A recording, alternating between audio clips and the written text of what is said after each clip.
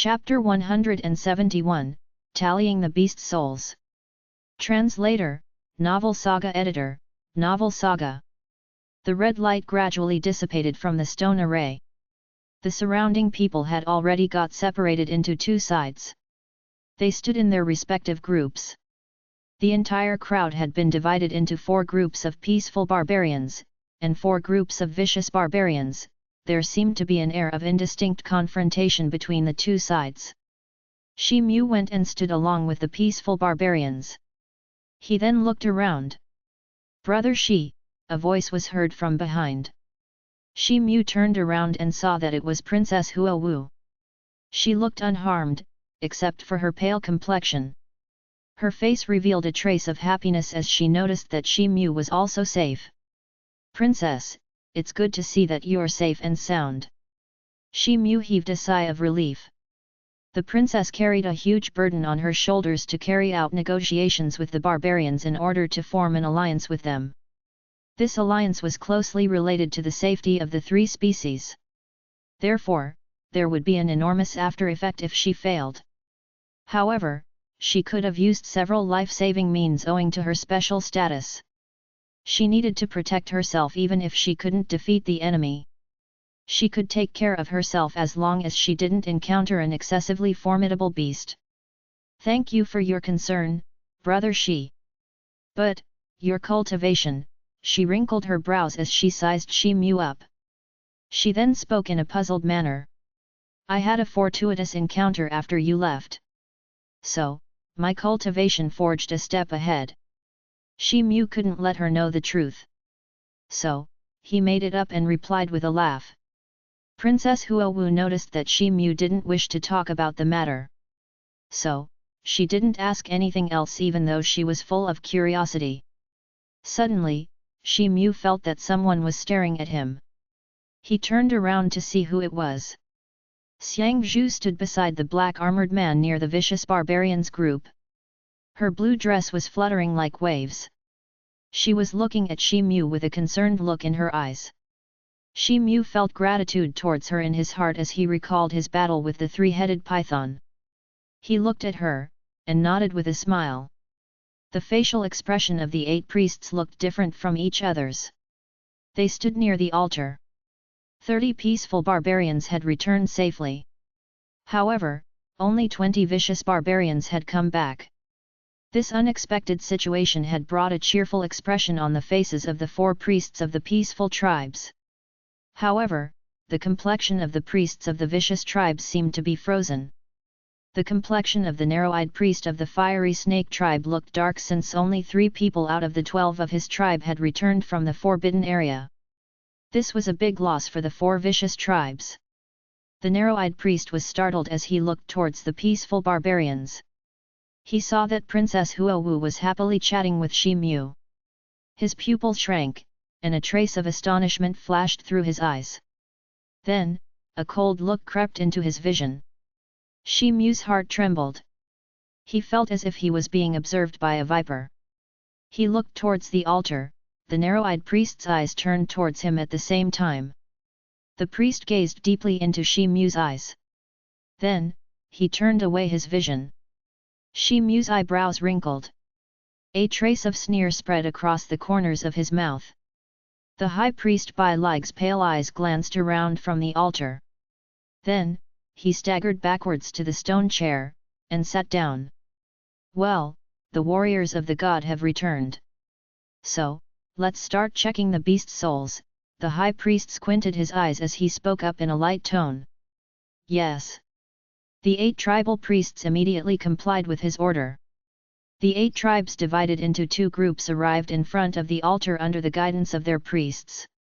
Then, they unfastened the beast soul bags from their waists, and became ready to release the souls. The beautiful Gauze tribe took the lead from the peaceful barbarians' side. Over 10 people of this tribe had entered into the forbidden area. But, only 7 had returned. The green-robed middle-aged priest of the beautiful Gauze tribe had heaved a deep sigh in his heart when he had realized this. A sturdy young man took down the beast soul bag from his waist. Then, he gently opened the bag. A group of 9 light balls flew out of his bag. 6 of the balls were smaller in size, and the remaining 3 were bigger. All of them were different in color. There are 6 primary and 3 middle-stage Hotian beast souls. The green-robed priest swept a glance over them, and reported with a gloomy complexion. A low-level priest stood to one side. He held a pen and a paper. He hastily jotted down the numbers. The Wild Bull tribe stood on the vicious barbarian's side. Only 4 people of this tribe had returned from the forbidden area. A tall and sturdy man of the Wild Bull tribe released the beast's souls. Several beast souls started to float before his body. There was a white light ball amid them. It looked pretty big in comparison with the other balls. There are 9 Hotian primary stage, 4 middle stage, and 1 consummate stage beast souls, the middle-aged priest of the Wild Bull tribe reported loudly. A complacent smile sparkled across his face. The complexion of the green-robed priest of the peaceful barbarian tribe turned gloomy. Then, a sneer crawled across his face. He waved to the young barbarian to step down, and asked the next barbarian to go forward. The sturdy barbarian retreated to his side after he had collected the 9 souls back into his beast soul bag. The next youth of the beautiful Gauze tribe ascended to the altar, and opened his beast soul bag. A group of 7 or 8 beast souls flew out. They were Hotian primary and middle stage beast souls. A trace of disappointment appeared in the green-robed priest's eyes as he saw this. He waved his hand, and indicated the next barbarian to step forward. The barbarians stepped forward in succession, and drew out the beast souls from their bags. And, the low-level priest continued to record the numbers on the paper. The beautiful Gauze and Wild Bull tribe had finished showing their beast souls soon. The number of beast souls captured by each individual of the Wild Bull tribe had outnumbered that of the beautiful Gauze tribes. Moreover, the Wild Bull tribe had captured a few Hotian advanced stage beast souls as well. But, the difference between the number of surviving warriors on both the sides wasn't small. But, the final result turned out to be very surprising. The number of beast souls on both the sides ended up being almost the same. However, the high priest had set an evaluation system for the beast souls in advance.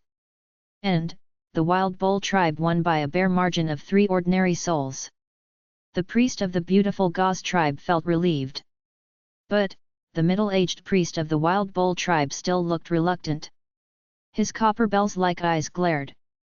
He let out a cold grunt reluctantly. He then retreated to the side while leading the 4 people of his tribe. Then, the Golden Feather tribe came forward. This tribe was one of the 4 peaceful barbarian tribes. More than 10 people of this tribe had returned alive. However, the number of the beast souls that they had captured was ordinary. They had together collected 5 Hotian advanced stage beast souls and a few Hotian primary stage and middle stage beast souls. The priests of the peaceful barbarians wrinkled their eyebrows as they saw this. Suddenly, a burst of exclamation was heard from the side of the vicious barbarians. Several priests turned around to look in that direction, their complexions changed. The red-tail tribe of the vicious barbarians had stepped forward. Only 5 of their people had stepped into the forbidden area. But, they had a Hotian consummate stage beast soul. They also had a few Hotian advanced and middle stage beast souls. The number of souls that they had captured was lesser than that of the peaceful side. But, their total score sprang up higher than them as they had a Hotian consummate stage beast soul. The complexions of the priests of the peaceful barbarians darkened. They looked at each other, but remained silent. Then, a barbarian in green robe strode over. He was a Hotian consummate stage barbarian of the Green Tooth tribe. A trace of complacent smile hung on his face. He took off the beast soul bag that hung from his waist, and gently shook it. A group of head-sized red light ball flew out of his bag. It was emitting an intermittent energy. A few dozen small beast souls also flew out of his bag. A Xian-Tian level beast soul. The peaceful barbarians were startled as they saw the head-sized red light ball. Then, their faces beamed with ecstasy. Princess Huowu and Shi Mu stood underneath the altar. The princess's eyebrows were tightly locked. She had looked a little anxious a moment ago. But, her face brightened up as she saw the Xian level beast soul. Shi Mu's eyes revealed a trace of an inconceivable look. But then, he felt a little relieved. The Xian level fierce beasts were very difficult to deal with. But, it was possible to kill them by relying on one's strength and an appropriate tactical coordination. The Xian beast soul was exuding an intense red light along with a huge energy fluctuation. But, it still looked rather inferior to Shi Mu's three-headed python's soul. It seemed to be a Xian primary stage beast soul. The vicious barbarian's complexion turned gloomy as they saw this. The green-robed barbarian had a Xian level, 2 Houtian consummate stage, 5 advanced stage, and 7 or 8 middle and primary stage beast souls. This barbarian had made the peaceful side surpass the vicious side. Priest Yanya stood on the altar. He had started to grin from ear to ear by now. The other 3 priests weren't as elated as Priest Yanya. But, their wrinkled eyebrows unfolded, and revealed their happiness nonetheless. Several Houtian warriors had entered the portal of the brave warriors in an attempt to strive for stability. But, very few people had had the courage to hunt a Xian level beast soul. Moreover, the opportunities were less because of the time limit. They had only a span of 10 days. It was clear that the victory would fall into the hands of the peaceful barbarians if nothing unexpected happened. But, the happiness of the peaceful barbarians didn't last long. A red-haired barbarian of the wild lion tribe of the vicious barbarians stepped forward. The red-haired barbarian wore a cold smile as he strode forward. He waved his hands, and a light flashed from his beast soul bag. Then, a cyan-colored light ball flew out into the sight. It was as big as a head. It was also a Xian primary stage beast soul. The smiling faces of the priests of the peaceful barbarian tribes froze. Then, the remaining people of the Green-Tooth tribe and Wild Lion tribe came forward. The number of their contributed beast souls was also recorded. Now, both sides had a Xian level beast soul. The number of people in the Green-Tooth tribe was more than that of the Wild Lion tribe. Moreover, the number of their beast souls weren't small. Finally, the number of the beast souls of the peaceful tribes ended up being equivalent to the vicious tribes. Both of these tribes had a total of 376 ordinary souls. This number seemed big. But, it was lesser than the value of 4 Houtian advanced stage beast souls. Moreover, a single Houtian consummate stage beast soul could easily surpass this number. Now, only one tribe from both the sides hadn't contributed their beast souls. The Crowhorn tribe of the peaceful barbarians and the fierce snake tribe of the vicious barbarians. The bilateral disparity between these two tribes was quite large. There were total 11 people in the Crowhorn tribe, while the fierce snake tribe had only 3 people. The Crowhorn tribe had over 4 times the numbers. The peaceful side looked confident owing to this huge gap.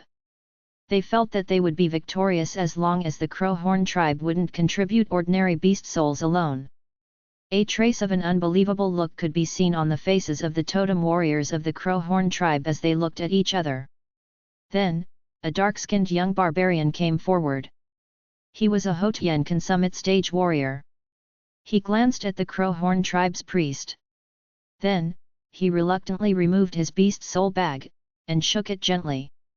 The light balls slowly began to fly out of his bag. 30 to 40 light balls departed from his bag. The faces of Priest Yanya and others brimmed with ecstasy. The majority of the light balls were Houtian primary and middle stage beast souls, but 3 or 4 advanced stage beast souls were also a part of that group. The result was remarkably good. The priests of the peaceful barbarians wanted to praise the dark-skinned youth. Elder priests, there's something I wish to say. Most of the warriors of our Crowhorn tribe met with an accident in the forbidden place. They were stranded in a place, and were unable to escape. These beast souls were the harvest of all of us. The dark-skinned youth looked ashamed as he said. What? Priest Yanya and the other people were thunderstruck, their complexions turned unsightly. Chapter 172, Harboring Unfathomable Motives. Translator, Novel Saga Editor, Novel Saga. The priests and the people of the vicious barbarian tribes chuckled. The Crowhorn tribe's predicament was something they could pleasure in. Princess Huowu revealed an unsightly expression on her face. Shi Mu's eyebrows wrinkled. He looked towards the priest of the Crowhorn tribe, and saw his embarrassed face. Then, he retrieved his gaze. Priest Yanya and others were annoyed. But, the presence of the priest of the Crowhorn tribe stopped them from taking any action. They thought that they shouldn't denounce him in the public. But, they couldn't help as they maliciously at the people of the Crowhorn tribe. Then, they looked towards the 3 totem warriors of the fierce snake tribe in a worried manner. The peaceful barbarians' tallied numbers had slid down since the Crowhorn tribe's contribution was extremely low. But, they were still ahead with more than 800 ordinary beast souls from the vicious barbarians. So, the vicious side could manage to pull a comeback only if the 3 people of the fierce snake tribe came up with a few Hotian advanced stage or a Hotian consummate stage beast souls. The peaceful barbarians obviously hoped for the harvest of the fierce snake tribe to be low. The 3 people of the fierce snake tribe looked at each other. One of them was a thin and tall barbarian. His face revealed a trace of complacency as he strode forward. His upper body was naked, and his chest had a coiled red python totem. A few scars could be seen on his face. His cold eyes were exuding the tyrannical aura of being at the Hotian consummate stage. He smiled indifferently as he took off the beast bag from his waist. Then, he held it up in front of his body, and stimulated his real chi in his hands. Then, several beast souls started to depart from his bag. In fact, several dozens of them had flown out of his bag in an instant. There were 2 Hotian consummate stage and 1 middle stage beast souls in his bag. The rest of them were Hotian primary stage beast souls. The complexions of priests of the peaceful barbarians turned unsightly. The vicious barbarians seemed to have surpassed the peaceful barbarians. The thin man's action looked a little slow. But, he didn't loosen his hands from the beast soul bag. His eyes swept over the floating light balls. Then, he caressed the bag's mouth with his hand once again. A blue light ball winged its way out of the bag. It was as big as a head. There was a miniature of a lion floating in that blue light. It was brandishing its claws menacingly. It was a Xian-Tian level beast soul. A large steep bank lion. The narrow-eyed priest of the fierce snake tribe was amazed. Then, his face revealed an ecstatic look. Priest Yanya and several other people of the peaceful side were struck dumb, as if they were damned. The remaining 2 people of the fierce snake tribe also let out their beast souls. Their numbers was also amazing, but no one seemed to care about them. Oh, the game is already over. The priest of the Golden Feather tribe forced a smile. He then shook his head and sighed. This undue pessimism isn't required. We still have a race left. They have 2 people. They haven't yet turned up with their inventory. Priest Yanya breathed deeply as he spoke in a sinking voice. The facial expressions of the other people loosened up as they heard this. They glanced towards Shi Mu and Princess Huowu with a little hope. But, they still couldn't conceal their doubtful expressions. A large number of barbarians had entered into the Forbidden Land. So, these 2 people seemed quite insignificant in front of these formidable barbarians. Princess Huowu's complexion turned pale. She turned around and looked at Shi Mu. The corners of her mouth moved, it seemed as if she wanted to inquire about something. But, she failed to convey her words. She gradually walked forward and stood in front of the altar. Then, she took down the beast soul bag from her waist. Priest Yanya took a long breath as he stared at her. Her eyes looked gloomy as her real chi rushed through her hands, and into the beast soul bag. Swish! A group of 20 light balls emerged out of the bag. There were 5 Hotian consummate stage and 1 advanced stage beast souls. The remaining souls were primary and middle stage Hotian beast souls. An expression of disappointment grew on Priest Yanya and others' faces as the last beast soul flew out of the bag.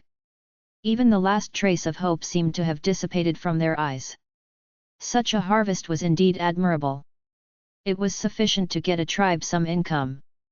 However, it didn't have a single Xian beast soul. So, it turned out to be totally insignificant.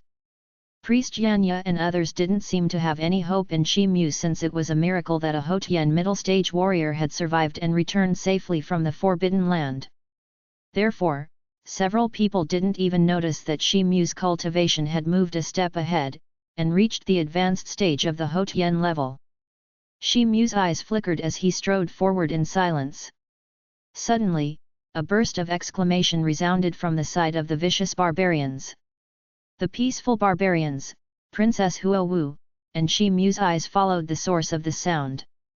They saw that the two people of the sea race stood before the altar.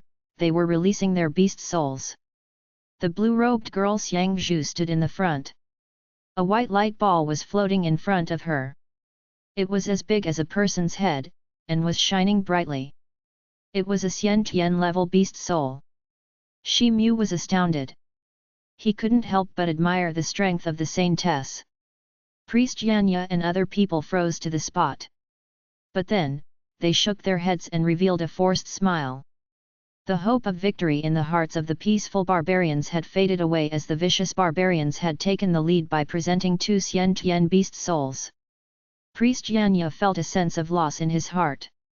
The surrounding air felt disturbing to him. He wanted to leave at once. But, he didn't dare to leave because of the high priest. His face finally revealed a trace of intolerance. His eyes swept around, and fell on the large cloth bag that hung on Shi Mu's body. Shi Mu seemed to be on the verge of releasing beast souls from his bag. The cloth bag seemed casually packed by Shi Mu. Its corner revealed a small hole because of the size limit. Priest Yanya vaguely saw something inside it from the place where he stood. He saw a python skin with fine scales inside it. He was stupefied. He started to recall everything that he had heard about Shi Mu from Mintu. He remembered what Mintu had told him before these warriors had entered into the portal. According to him, Shi Mu had been inquiring about the multi-headed python. Priest Yanya's expressions changed. Shi Mu waved his hand. Then, a black light almost the size of a fully matured watermelon emerged out of the bag. It was emitting a spooky black light. That's... Quickly, look at this beast soul. A pretty formidable soul with vigorous energy fluctuation. Is it possible that... A few sharp-eyed peaceful barbarians noticed the light, and exclaimed aloud in astonishment. The intense fluctuation of energy soon captured the attention of all the people who stood near the altar. Everyone was thunderstruck as their eyes fell on the black beast soul. The drowsy high priest also opened his eyes, and looked at the soul with a suspicious look in his eyes. This is a Xian-Tian middle-stage beast soul, the Golden Feather Tribe's priest said in a murmuring tone. The peaceful barbarians' priests responded with a burst of laughter. Their faces beamed with rapturous joy. It was as if a big meat pie had dropped from the sky, and almost smashed them. Even Princess Huowu looked startled. She gazed at Shi Mu with an inconceivable expression. Then, a pleasantly surprised expression appeared on her face. The faces of the people of the vicious barbarian tribes turned pale. The smiling faces of several people had become stiff by now. They couldn't believe their own eyes. They had been brimming with complacency since the victory seemed to be in their grip. But then, the victory slipped out of their hands. Xiang Zhu wrinkled her eyebrows, but she straightened it immediately. Her graceful eyes gazed towards Shi Mu, and a splendid radiance sparkled in her eyes. Surprisingly, she didn't look too disappointed. Ha ha! If I'm not mistaken, then this should be a Xian-Tian middle-stage beast soul of a three-headed python. Little brother Shi isn't that ordinary. It can be said that he has amazed the world with a single brilliant feat. Priest Yanya laughed aloud at first. He then realized his ill manners and restrained his facial expressions. After that, he sized up the black beast soul that floated before Shi Mu and exclaimed. Priest Yanya is flattering me. Shi Mu's facial expression looked cold and indifferent. He wielded his hand since he wanted to put away the black beast soul that was floating before him. "Slow down," the fierce snake tribe's narrow-eyed priest spoke in a chiding manner. He grasped his red bone wand, and made his way out of the crowd. Shi Mu hand stopped moving as he heard this. He looked at the priest in an indifferent manner. Then, he shifted his vision towards Priest Yanyi. "Priest Yi, the truth lies before us. Can it be that you still have an objection?" Priest Yanyi's eyebrows raised into a frown as he said. Other priests and tribal people stuck their gazes at the fierce snake tribe's priest Yi. They looked at him with a contemptuous look on their faces. "He, anyone with eyes can see the result of this competition. Little brother Shi Mu is indeed an extraordinary warrior who can even hunt a three-headed python. I'm ready to gamble everything to prove this point. I wouldn't dare to have any objection. It's just that," Priest Yi's eyes turned to look towards Shi Mu. "So, what's the issue? If there's something, then spit it out. Don't keep everyone waiting," the Golden Feather Tribe's priest urged. "It's just that it's inappropriate to let him keep this three-headed fierce python's soul," Yi spoke up in a cold voice. "What?" Priest Yanya was startled. Shi Mu looked at the narrowed eyes of Priest Yi. But, Princess Huowu rushed forth before he could say anything. She said, "If I remember correctly, then the High Priest had personally promised us one thing. My human race had readily paid sufficient resources in exchange for the access to the Forbidden Place as per his instructions. So, everything that we've obtained from the Forbidden Area belongs to my race." The princess cupped her hands towards the High Priest and said. "It's true. But, the portal of the brave warriors has an unusually high significance in our race. Honestly speaking, it's impossible to allow humans to visit it. We depend upon these beasts as they are the only basis of our practice. The Xian beasts are very precious to us as they are very few in numbers. Therefore, I hope that your highness will hand this beast soul over to us for the sake of this alliance. We would be deeply grateful to you for this. Then, we'll forget that you two people had entered into our forbidden place." Yi slowly swept his vision around. Then, his eyes finally fell on the princess. The other three priests of the vicious tribes also raised their voice to support Yi. The priests of the peaceful tribes also revealed a thoughtful look, except for Priest Yanyi. The priest of the Crowhorn tribe went a step ahead and gave a slight nod in agreement. Shi Mu's expression remained unchanged, but he was enraged in his heart. "This," Priest Yanyi looked at Shi Mu. Then, he looked around and noticed the changes in the expressions of the surrounding people. This made him feel awkward. "Can it be that Your Excellency wants to use the matter of alliance to coerce us? Are you compelling us to hand over the beast soul?" Princess Huowu's delicate eyebrows creased as she said in a cold voice.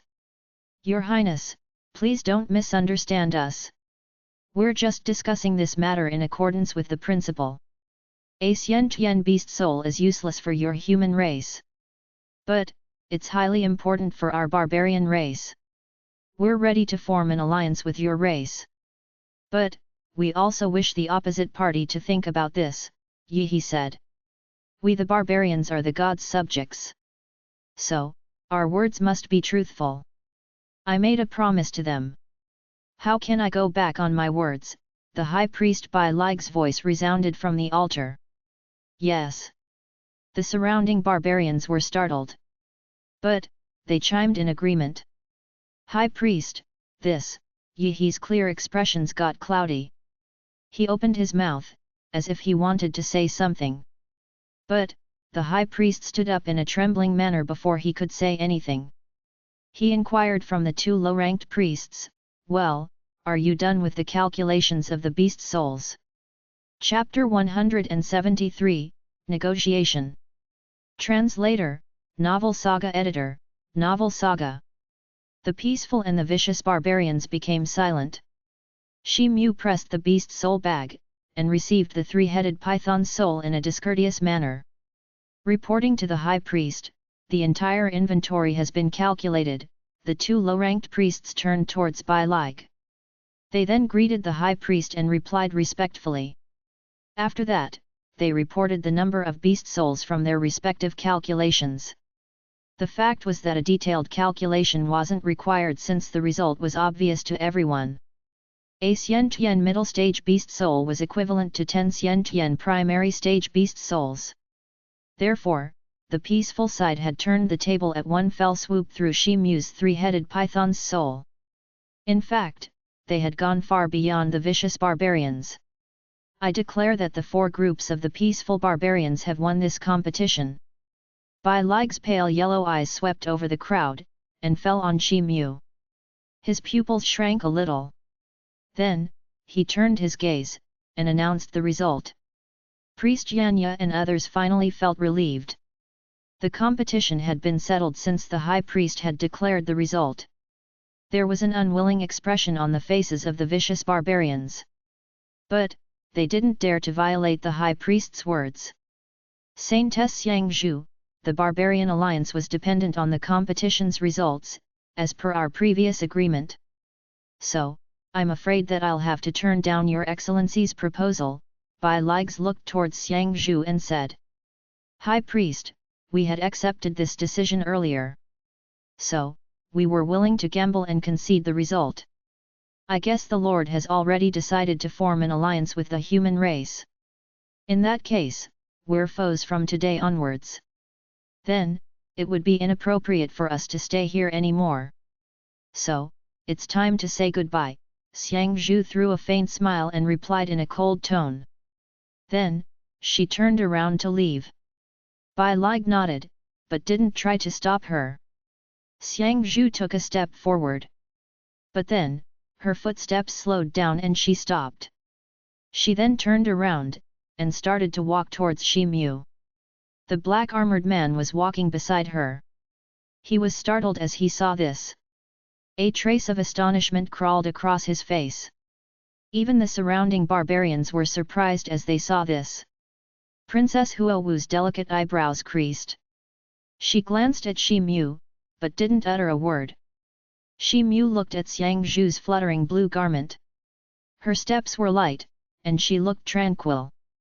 Xiangzhu walked over and stood in front of him.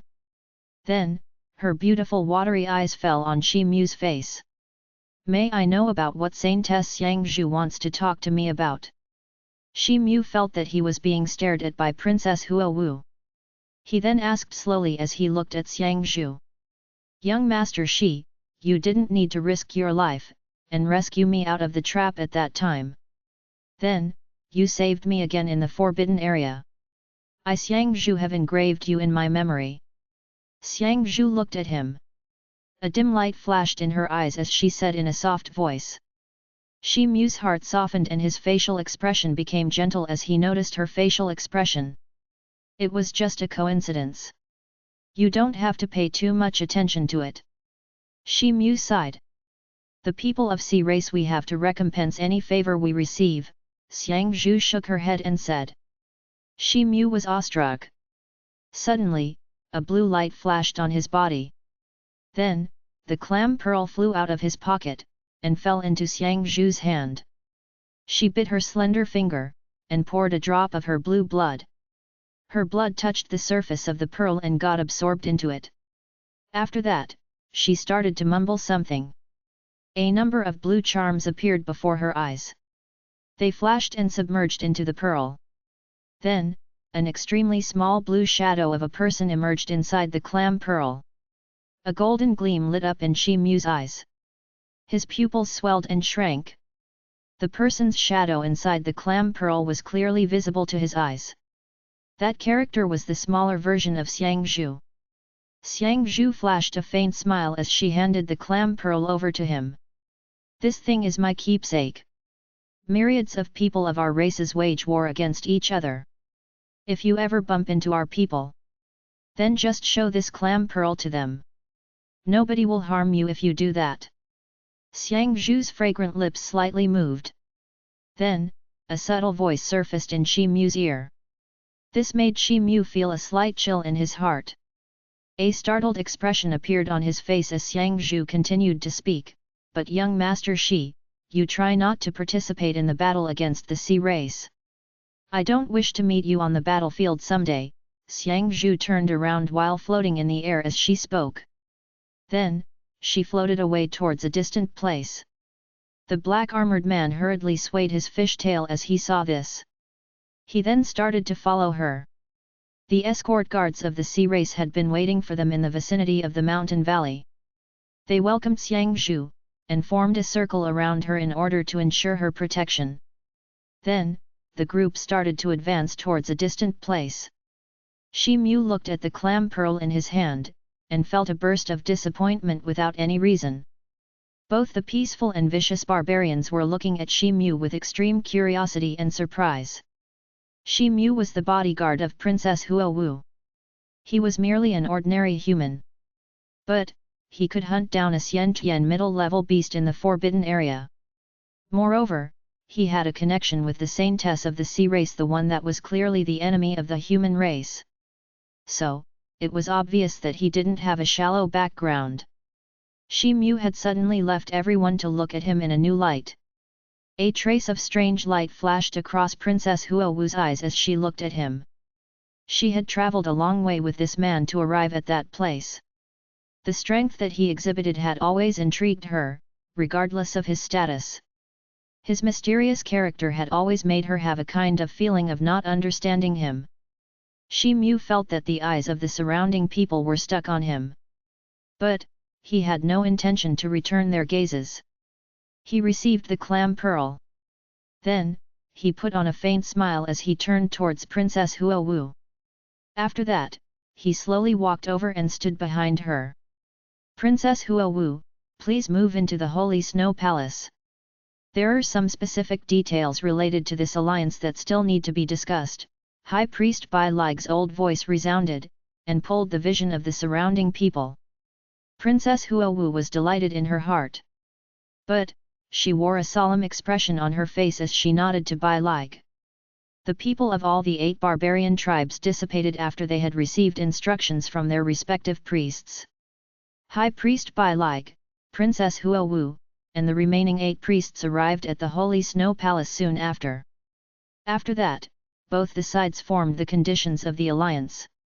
Every factor of the alliance was argued for over the span of 3 days, whether it was resource compensation or other matters. Then, they reached a consensus. Shi Mu had been following Princess Huo Wu throughout this time. He was stuck with her. So, he learned a lot of things about her schemes, manner of speech, and other skills. The peaceful barbarians were advocating peace. Therefore, the conditions that they put forward weren't too severe. But, the priests of the vicious barbarians couldn't compromise easily, especially the priest of the fierce snake tribe Yihi. He was the most crafty and unkind, even though his words weren't as fierce as that of the priests of the wild bull tribe and wild lion tribe. Princess Huo Wu was the only person who had to shoulder the responsibility of dealing with the priests of the vicious barbarians. But, she confronted the aggressive attitude of the vicious barbarians without any trace of fear.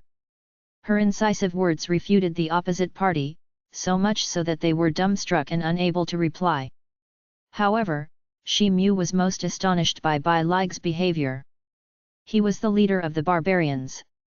He was a very renowned person, the so-called Great Elder. Shi Mu had always seen him occupying the main seat.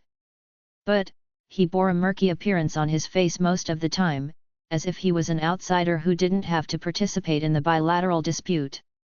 Shi Mu could faintly feel the presence of the priests of both the sides. However, the priests were extremely respectful towards him, and didn't dare to neglect him. Both the sides finally reached an agreement after 3 days passed. They then signed the peace agreement in the Holy Snow Palace. The human race agreed to lease out the 3 prefectures of the Dachi kingdom to the barbarians, the ones that had already been captured by them. These prefectures would be leased out for 100 years of use. In addition, the human race also promised the delivery of some food and materials to them. Several mineral lodes of the human race had now fallen into the territory of the barbarian race. But, the barbarians would let the human race extract resources from them. The human race would offer a certain proportion of these minerals to the barbarian race in exchange for forging weapons and armor from them. Both the sides also decided that they shall not station a large number of troops within a radius of 100 miles from the border. Moreover, both the races could set up a few trade markets on the border for mutual exchange of required products. Princess Huowu and the high priest cut their palms, and let their blood drop into the 2 blank places of the golden scroll. The contents of the agreement were written above the scroll. The scroll emitted a dazzling golden light that soared and shone in the hall. The surrounding people couldn't open their eyes for a while. The golden light finally dissipated after a long while. Then, the surrounding people opened their eyes. They saw that the golden scroll had already been divided into 2 halves. One part was in the hands of Princess Huowu, and the other was in High Priest's hands. High Priest, your race and my race are allies from today onwards. Please keep enlightening me in the future. Princess Huowu got up and spoke with courtesy. Your Highness, you don't need to be so courteous. The High Priest seemed to be tired. So, he came around a big chair to take rest. He then wagged his shriveled stick and replied. The 8 priests of the barbarian race stood behind the High Priest. They had watched the signing process of the armistice agreement. But, they had borne different expressions on their faces. The 4 priests of the peaceful tribes had a joyous expression across their faces. The priests of the vicious tribes also bore a smiling expression on their faces, but they looked reluctant, as if they had been forced to smile. The narrow eyes of the priest of the fierce snake tribe had a smiling expression in them. But, they looked dangerous enough to make Shi Mu feel uncomfortable. Princess Huowu gazed at the calm and composed expressions of the barbarians. She knew that the vicious barbarians might be scheming in their hearts even though they had verbally conceded the armistice agreement. But still, her mission was considered to be a success as long as the barbarians and human race were tied in a truce agreement. Oh, by the way, there's one matter that I'd like to talk to the High Priest about. Princess Huowu felt relieved now. She turned around and looked at the fierce snake tribe's priest. But, she quickly withdrew her eyes, and focused them on the High Priest. She then said in a respectful manner. Shi Mu stood behind her. His eyes flashed, and his entire body shivered. Princess Huowu, please feel free to speak your mind. There's no harm in saying what you think. The High Priest lifted his eyes. The corners of his mouth revealed a hint of smiling expression as he said in a harmonious tone. This person behind me is Shi Mu. He's my bodyguard. He once encountered a night assault while he was stationed in a stronghold before he came here. He accidentally received a totem curse attack of the fierce snake tribe at that time. Princess Huowu pointed at Shi Mu as she spoke. Everyone present in the hall looked at Shi Mu's body. Some of them were startled, while some of them still looked tranquil. I carried out an all-round investigation, and came to know about the ways to lift this curse. We'll have to seal a more powerful beast soul on his body. As you know, we already have the beast soul. But, we don't know the fierce snake tribe's secret totem technique. I promise to the nobility that I'll transport increased amount of food grains. I'll increase it by 200,000 pecks in exchange for this secret technique. I look forward to your support. Princess Huowu paused for a while. Then, she cupped one hand across her chest in obeisance while facing the High Priest and continued to speak. Bai Lig's vision shifted towards Shi Mu. He then observed him with focused eyes. Shi Mu felt a slight chill in his heart.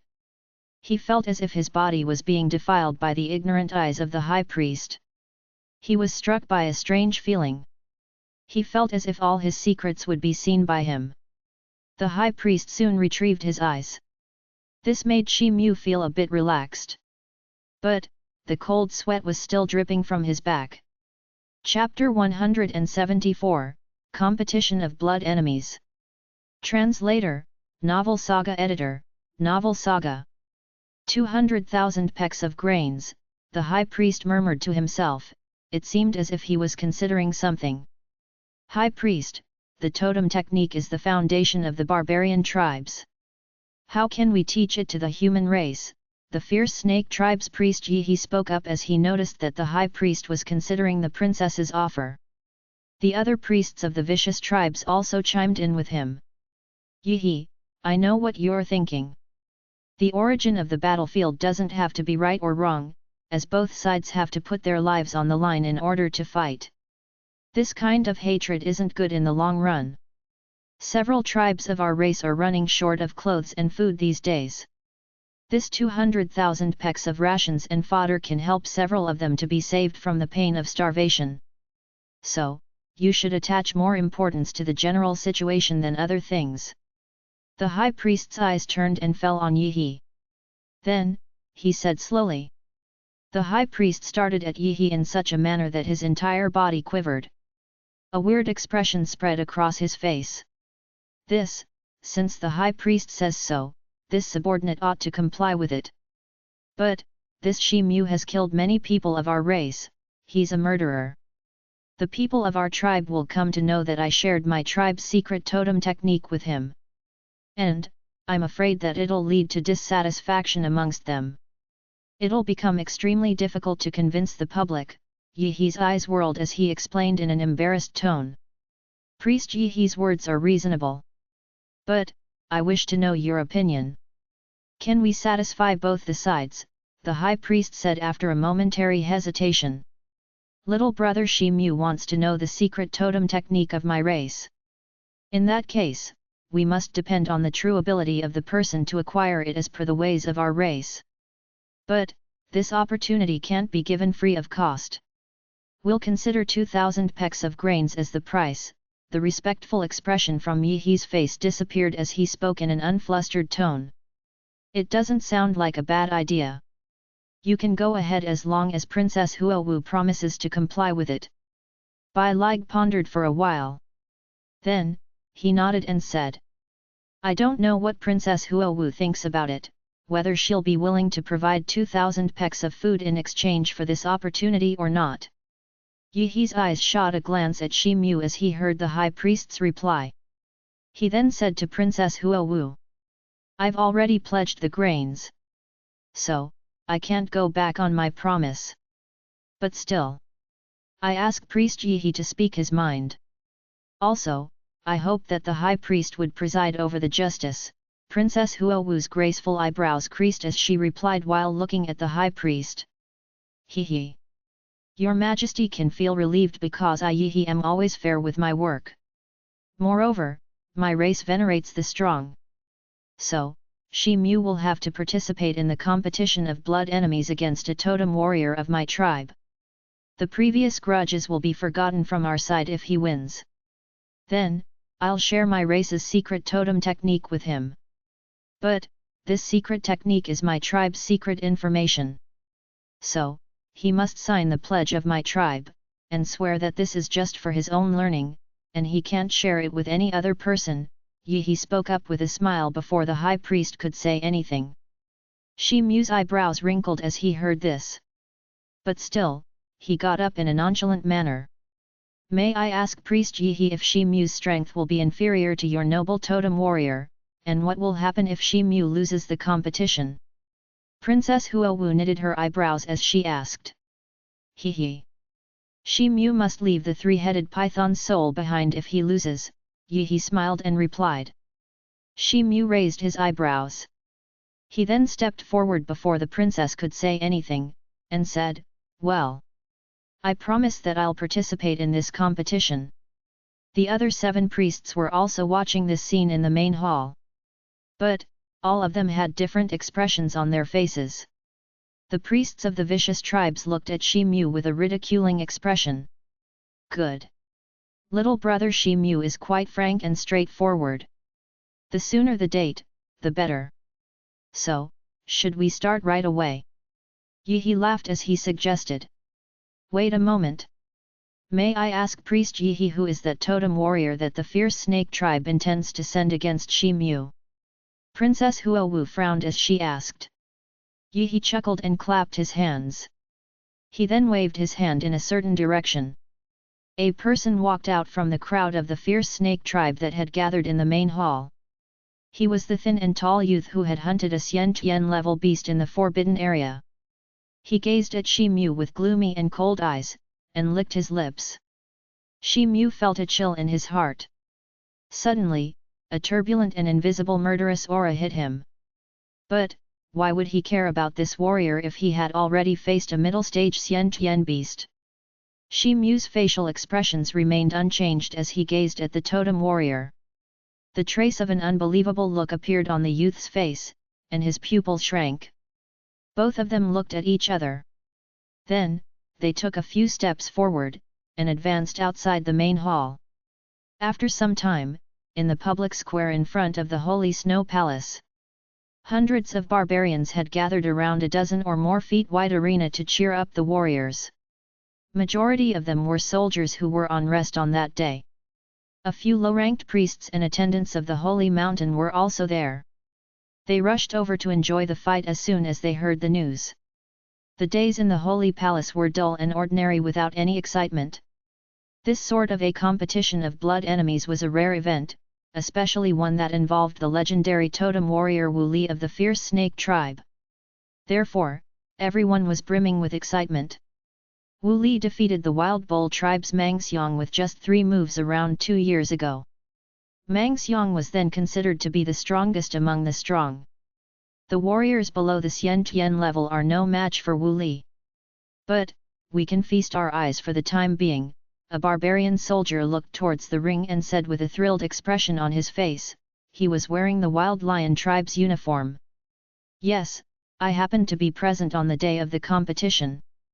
Mang Xiong was almost as good as primary level Xian Tian warrior in those days.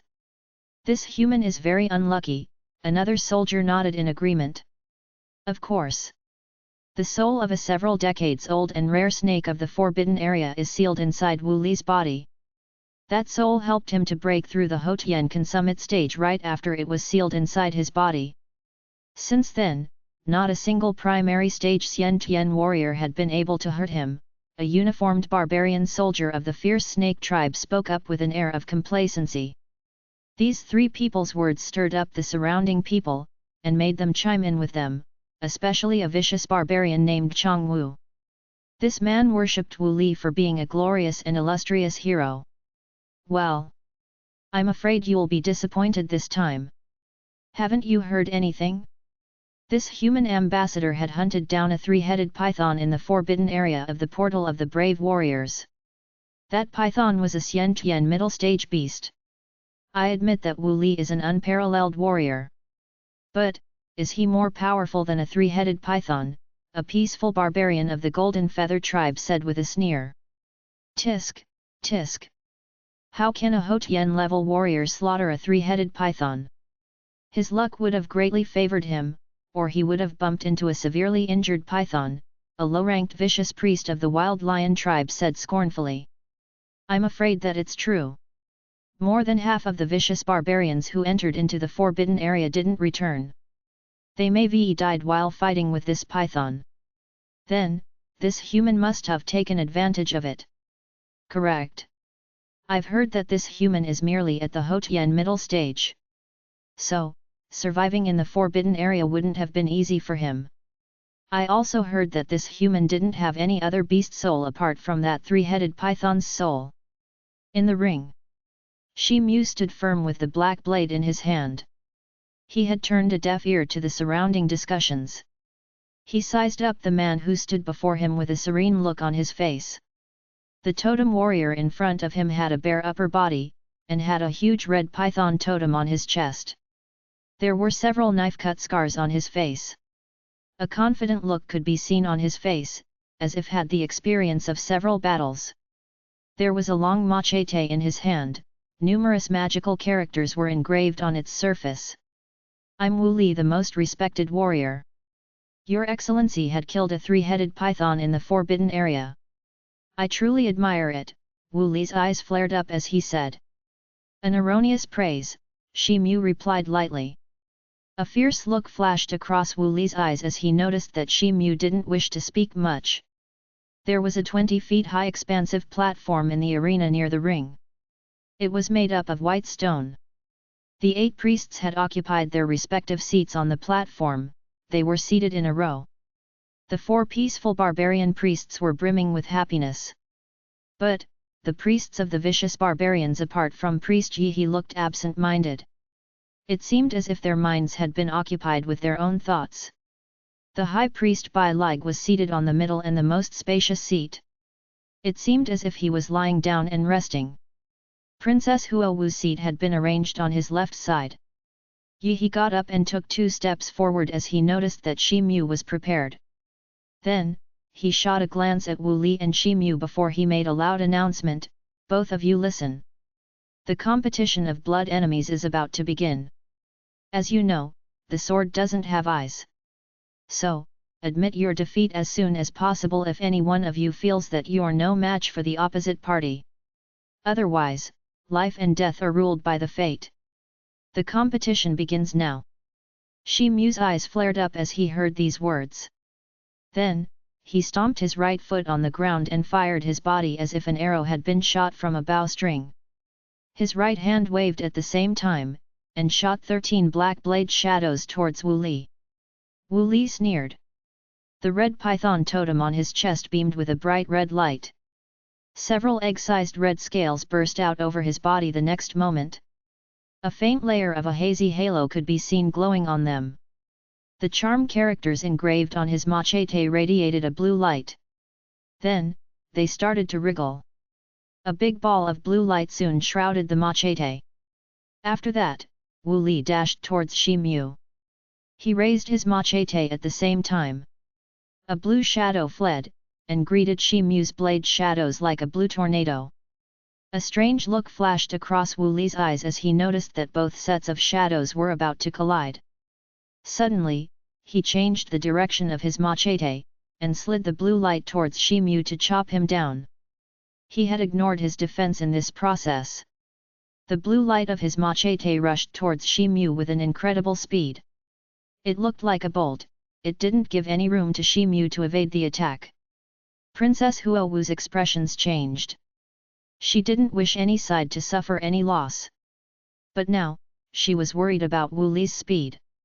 Shi Mu's speed couldn't be compared with his. A trace of happiness appeared in Yi's eyes as he saw this. The powerful beast soul within Wu Li's body was extremely difficult to deal with. Moreover, Yi knew that Shi Mu didn't possess the Xian Tian level strength. So, it was impossible for him to break Wu Li's defense. Several other vicious barbarians exposed a trace of happiness on their faces. The expressions of the peaceful barbarians' priests including Yanyu remained unchanged. They continued to wear the same smiling expression on their faces. The truce agreement between the two races had already been signed off. So, they didn't care about the life or death of an ordinary bodyguard of any race. In fact, they wouldn't care even if it was the blood of a human ambassador. In fact, Shi Mu's defeat could slightly reduce the hatred between the peaceful and vicious barbarians. So, they would be glad to see it happen. Several vicious barbarians stood around the ring. Their eyes were blazing with excitement. They remembered that Mang Xiang was a Houtian summit stage warrior. But, he had been trapped by Wu Li's same neither side wins fighting method. After that, he had been terribly crushed by Wu Li in just 3 strokes. This human was just a Houtian advanced stage warrior. So, he wasn't any match for Wu Li. In fact, several peaceful barbarians clapped their hands to applaud Wu Li for his splendid and ruthless attack. Chapter 175, Defeats the Enemy. Translator, Novel Saga Editor, Novel Saga. In the ring. A trace of hesitation appeared on Shi Mu's face. He promptly retrieved his black blade. A huge force rolled back along with the blade, and made his chest stuffy. Shi Mu then pushed his real qi towards the lower part of his body. After that, he placed his right foot on the ground, and moved backwards. The blue machete shadow hacked down in front of him the next moment, he was just a hair's breadth away from it. The cold and murderous aura of the machete made Shi Mu's body quiver even though he had succeeded in avoiding the attack. However, Wu Li didn't stop for even a second. He waved his hand again like a demon. Then, the machete in his hand transformed into a group of blue knife shadows.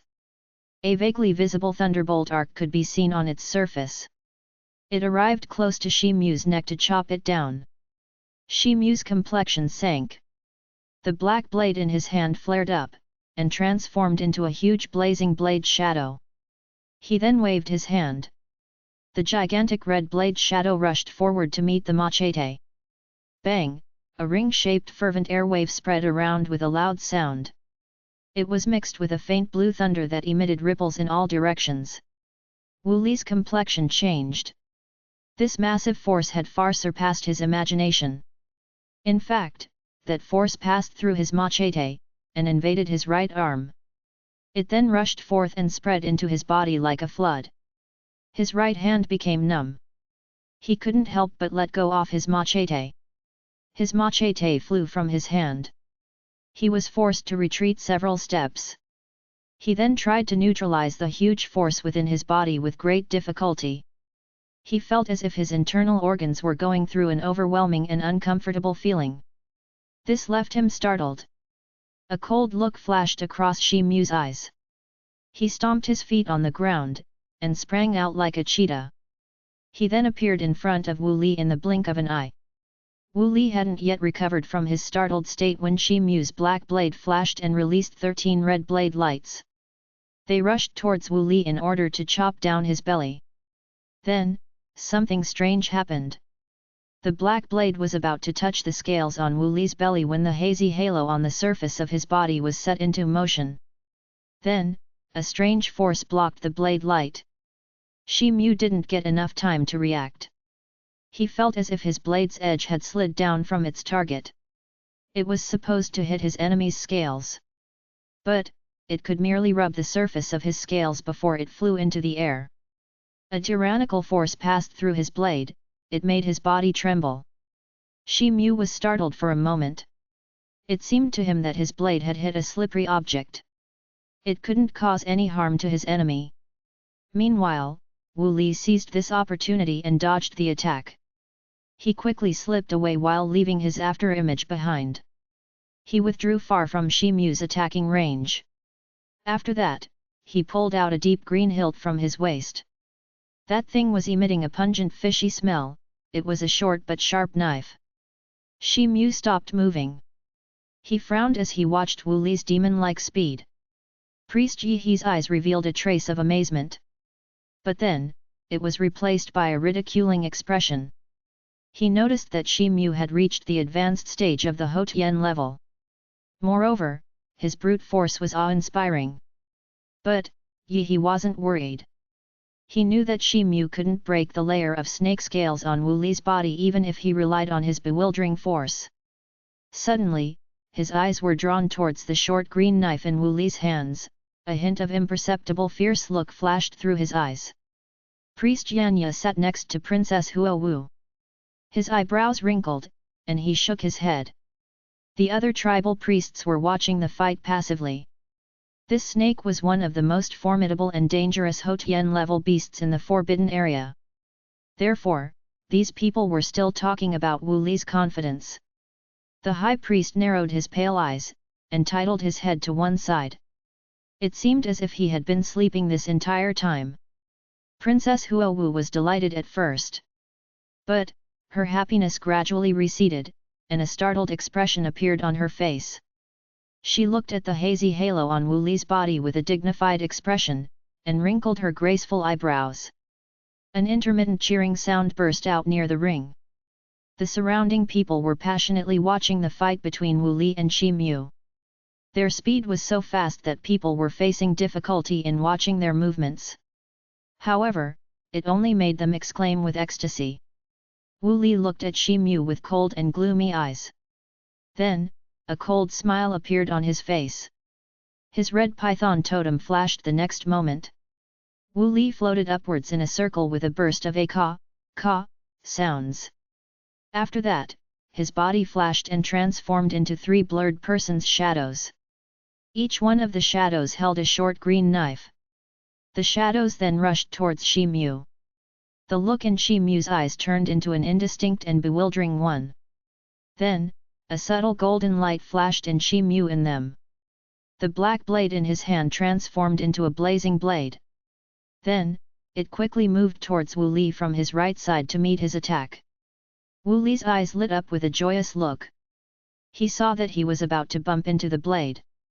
Then, his feet slid and he appeared on Shi Mu's left side. He reached quite close to him in a split second. After that, he placed his blade towards Shi Mu's throat. His other two remnant shadows stood motionless, and slowly dissipated. Shi Mu quickly retrieved his right blade shadow.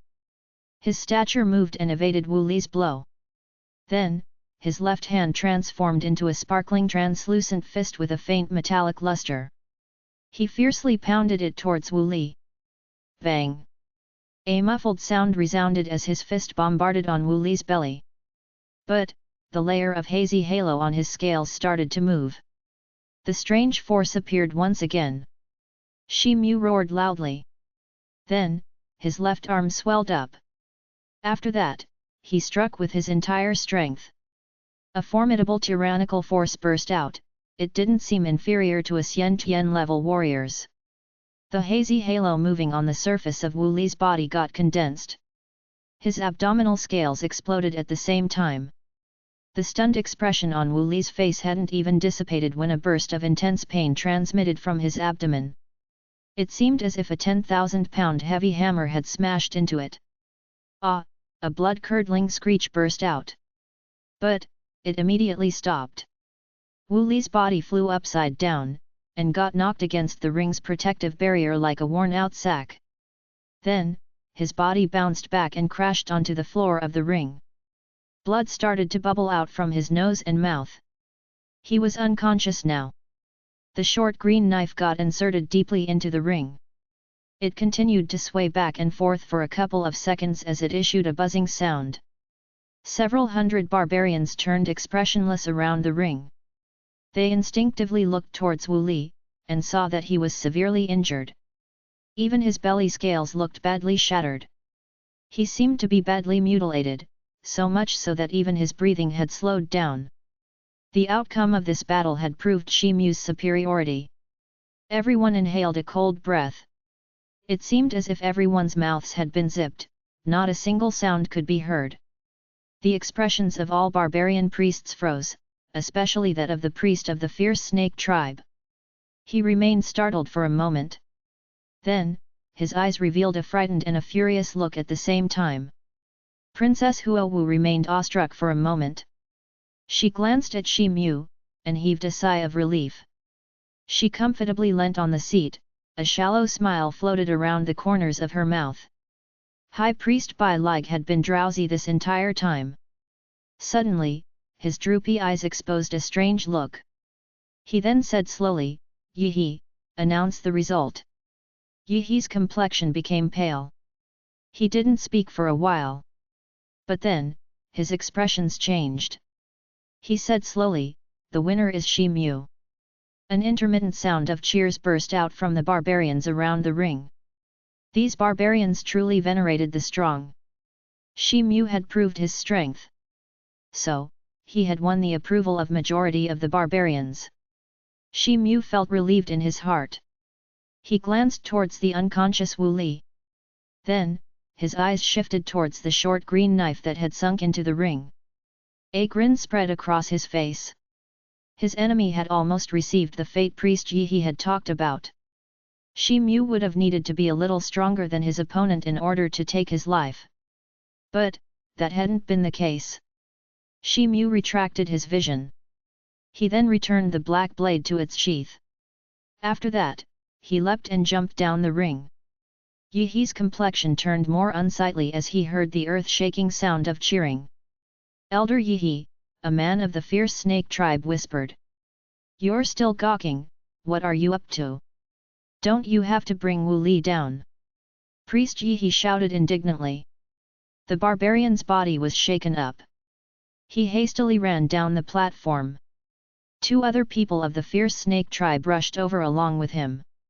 They climbed up the ring, and brought down the unconscious Wu Li. The outcome of the competition has been declared. Priest Yi, the fierce snake tribe's secret totem technique should be handed over to Shi Mu in accordance with the agreement, a faint smile cracked on Princess Huowu's face as she spoke while looking at Priest Yihe. Shi Mu arrived at her side, and stood behind her. The surrounding priests looked at him.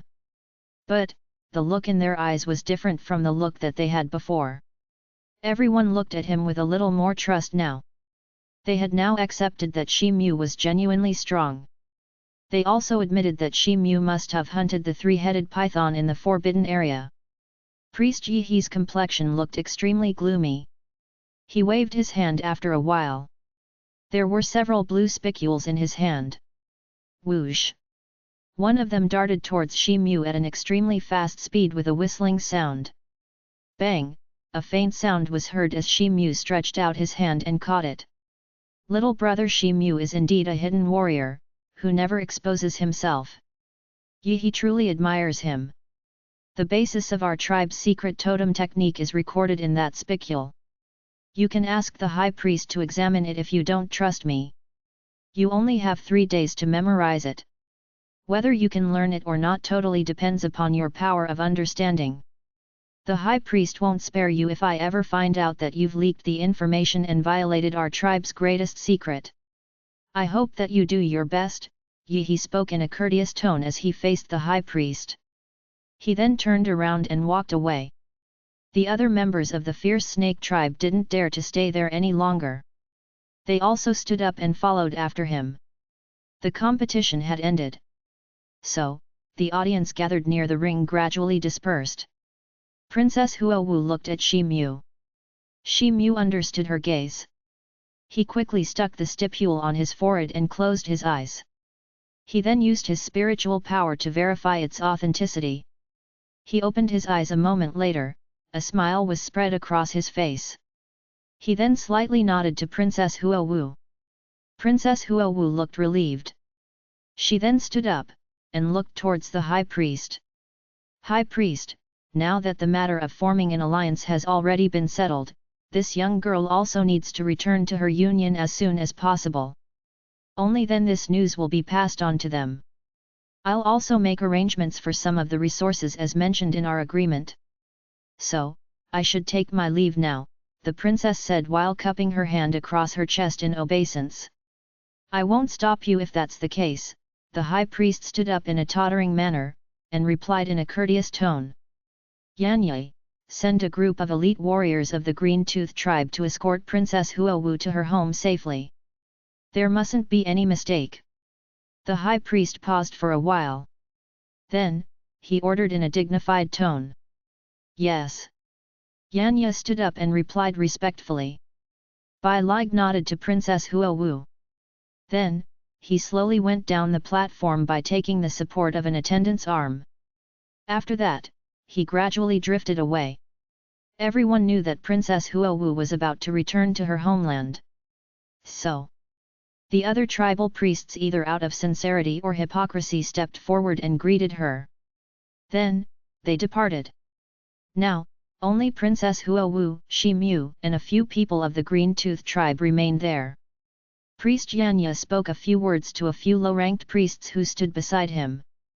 A few of them nodded. Then, they quickly went down the high platform since they had to arrange the manpower. Shi Mu's eyes slightly moved. He noticed that Min Tu wasn't present amongst the people of the Green Tooth tribe.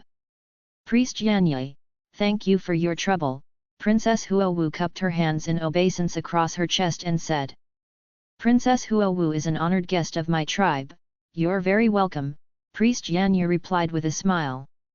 Both of them chatted for a while. Then, the low-ranked priests returned. They were leading a team of the warriors of the Green Tooth tribe. Priest Yanya issued a loud sound, and moved forward to greet them. Chapter 176, Admonished. Translator, Novel Saga Editor, Novel Saga. Princess, please wait for a moment. I have to fetch my luggage. I'll be back from my room soon. Shi Mu carefully put away the blue spicule. Then, he said to Princess Huowu and turned around to leave. Shi Mu, you don't have to come with me, Princess Huowu's graceful eyes turned towards him as she said. Shi Mu was surprised by her words. He stopped and turned around to look at her. A trace of inquisitive look flickered in his eyes. You've finally obtained the beast soul and the secret totem technique after going through several hardships. So, it would be better for you to calm down and set your mind here. You should try to lift the danger concealed within your body. I have Priest Yanya by my side. He'll dispatch a few men with me for my protection. So, my security isn't a problem. As far as I know, the barbarian secret totem technique can't be practiced easily. You can easily turn to Priest Yanya and others for guidance if you stay here. But, you'll miss out other people's assistance once you'll leave the Holy Snow Palace, Princess Huowu said. Thank you so much for your concern, Princess, Shi Mu replied courteously by cupping his fist in his other hand as a sign of respect. Princess Huowu smiled faintly.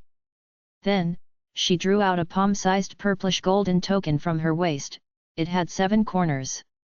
Some ancient strange charms were engraved on one of its sides. The word Union was engraved on its other side. She handed it over to Shi Mu. Shi Mu felt surprised as he received the token. This is the purplish golden token of the Union of the 7 sects. You can keep it. Now, you can freely access the Union at any time. Moreover, you can go to any stronghold of the Union to request any assistance. We've succeeded in forming an alliance with the barbarian race owing to your meritorious deed. So, I'm handing this over to you in gratitude, she said. How can I keep this? Shi Mu was startled. He tried to give the token back to her. Brother, she doesn't need to decline it. This thing isn't useful for me. I personally wish to get rid of this trouble. As for my previous pledge to you, I feel rather guilty in my heart. So, just consider this as a little compensation from my side, Princess Huowu replied with a soft smile. She had spoken in such a manner that there wasn't any room left for Shi Mu to decline her. So, he had to accept the token. Oh, by the way, Priest Yi harbors a grudge against you. He won't dare to tamper with the secret totem technique in front of the High Priest. But, you'll need to be extremely vigilant on your way back to the human world, the princess added in low voice. Shi Mu knitted his brows, and slowly nodded. Meanwhile, Priest Yanya arranged the security troops for the princess. He then walked over with a team of around 20 people. The group consisted of a few people, but each of these barbarians possessed an astonishing strength that was beyond the Hotian advanced stage. The leader of this troop was a young and married woman. She had cold eyes, and she wore a mask on her face. She had an extremely intense and fluctuating aura around her. She was a Xian level warrior. This is our tribe's elder Lang Qing. She's now in charge of Princess Huowu's safety, Priest Yanya said in a confident manner. Thanks for your help, Elder Lang Qing, Princess Huowu said with a faint smile. There was ice-cold expressions in the eyes of the masked woman. But, they slightly dissipated as she heard the princess's words. She nodded to Princess Huowu. Priest Yanya, I might need your help regarding one matter. The princess then brought up the matter of Shi Mu. She told him that Shi Mu must stay in the Holy Snow Palace for practicing the secret totem technique under the guidance of Yanya. Princess Huowu, please leave this matter to me. Little brother Shi Mu may look up to me if he needs anything, Priest Yanya patted his chest and replied. Now, I'm relieved, the princess nodded as she said. She then turned around and advanced down the mountain with the masked woman and other warriors. Shi Mu returned to his room in the Green-Tooth tribe's palace. After that, he sat cross-legged on his bed. His face blazed with excitement as he looked at the blue spicule in his hands. He was now all set to start studying it. Knock. Knock. There was a rhythmic knock on his door. Shi Mu gawked for a moment. He glanced at the spicule in his hand in a reluctant manner. Then, he put it back into his bosom. After that, he got up and went to the door. He saw the smiling face of a young priest as he opened the door. He was clad in a long white robe. I'm Priest Mo Zhu of the Holy Snow Palace. May I ask if your excellency is the warrior Shi Mu from the human race's diplomatic mission, he asked. So, it's priest Mo Zhu. I'm Shi Mu.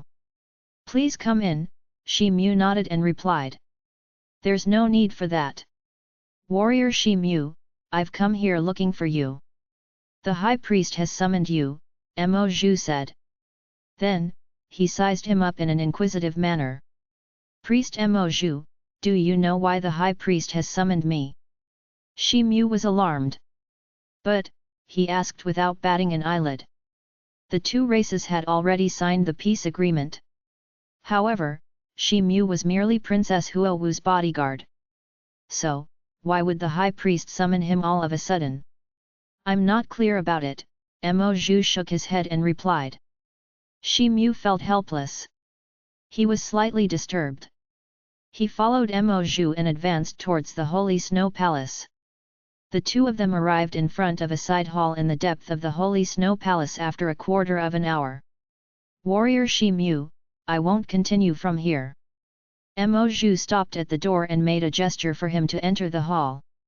Shi Mu sucked in a deep breath. Then, he stepped into the side hall and looked around. It wasn't a big hall.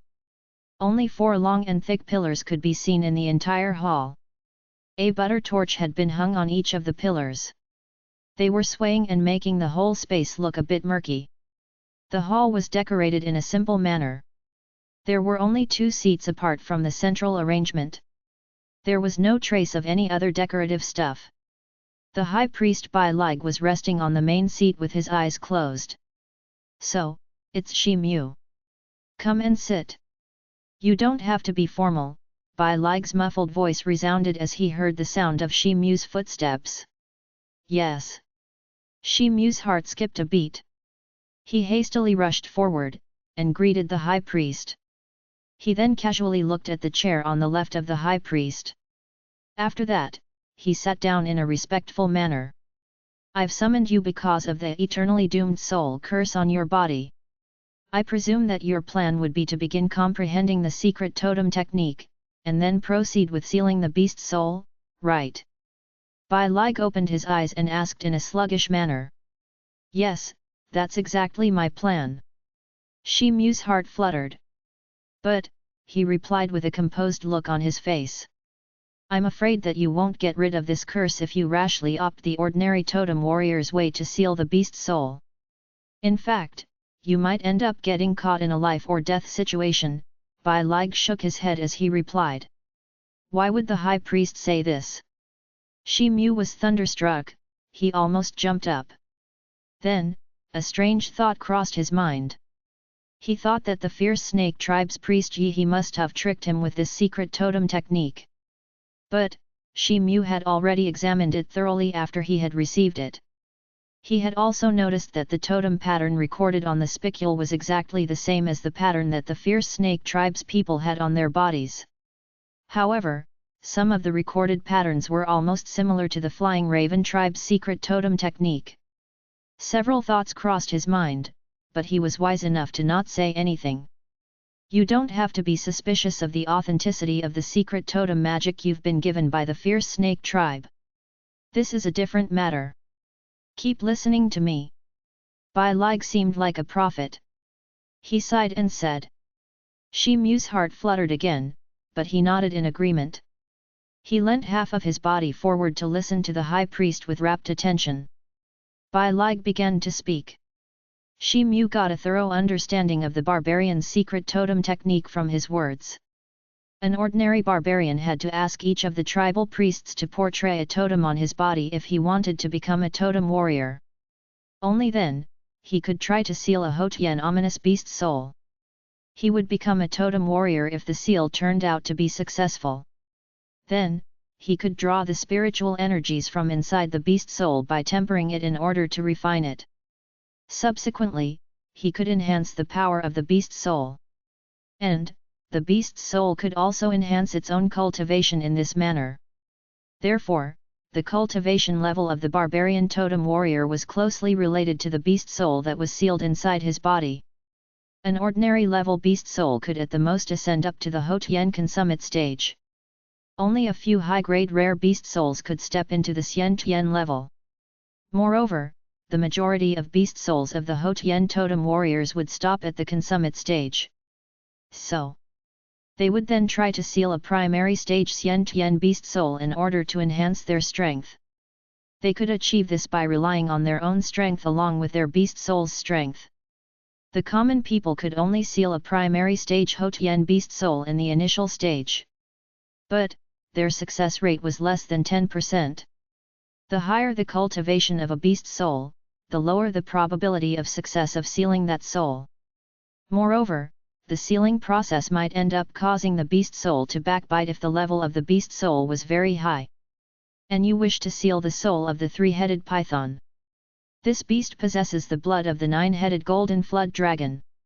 Therefore, it's not only an extremely high-ranked beast soul, but it's also a Xian-Tian middle-stage beast. Do you wish to seal its soul directly? You can acquire the strength of Xian-Tian middle-stage warrior if you succeed. But, the possibility of failure is on the higher side. In fact, it's next to impossible, Bai Lig said with an expressionless face. Shi Mu felt as if he had been struck by lightning. His face turned pale. He now understood the essence of the practicing ways of the barbarians. He was in an ecstatic mood after he had received the fierce snake tribe's secret totem technique. But, it had now disappeared. Shi Mu, you can practice the fierce snake tribe's totem technique. But, you can't use it to enhance your cultivation. Instead, you can only untie the fierce snake tribe's eternally doomed soul curse with it. You don't require to completely seal the three-headed python's soul. You can terminate the seal by guiding the three-headed python's soul to devour the cursed beast soul as long as you have the fierce snake tribe's totem technique. The success rate would be high if you do so, apart from a little wastage of the beast soul. Shi Mu had become depressed. But, Bai Lig's words jolted him out of his stupor. Shi Mu was awestruck for a moment. Then, his heart was overwhelmed with joy. Bai Lig was the highest authority on the barbarian's totem technique. So, each and every of his words was bound to be true. High Priest, why did you tell me all these things? Shi Mu's facial expressions became normal after a while. His eyes flashed as he asked. Shi Mu, the necklace that you have on your body, doesn't that belong to our barbarian race? Bai Lig asked instead of answering Shi Mu's question. Shi Mu was taken aback. Then, he recalled the necklace given to him by Feng Li. Suddenly, an invisible force enveloped him. He was alarmed. He raised his head and looked up at the high priest. The high priest remained motionless. But, his pale yellow eyes had turned brighter. Shi Mu felt a slight chill in his heart. He felt as if the old man's pale eyes could penetrate into his body, and could see through every secret of his. Yes, that's right, Shi Mu's heart quivered as he replied. Take it out, and give it to this old man. I want to have a look at it, the high priest asked flatly. But, his tone was brimming with dignity. Shi Mu loosened his expression after a bit of hesitation. He then took off the strange necklace from his neck. A queer ape-like ominous beast was engraved on its surface. Chapter 177, Undoing the Curse. Translator, Novel Saga Editor, Novel Saga. Shi Mu stood up with the necklace in his hands. He then moved 2 steps forward to hand it over to Bai Lig. Suddenly, there was a wave of fluctuation in the invisible force around him. Then, a twinkling white halo appeared on his limbs. He felt as if the blood and real qi within his body had got condensed. This had restricted his movements. Shi Mu's complexion turned stiff. He secretly shouted in his heart, but it was useless. He hadn't expected that the high priest would restrict his movements. Bai Lig's face looked like an ancient well. He noticed that the expression on Shi Mu's face had abruptly changed. But, he turned a blind eye to it.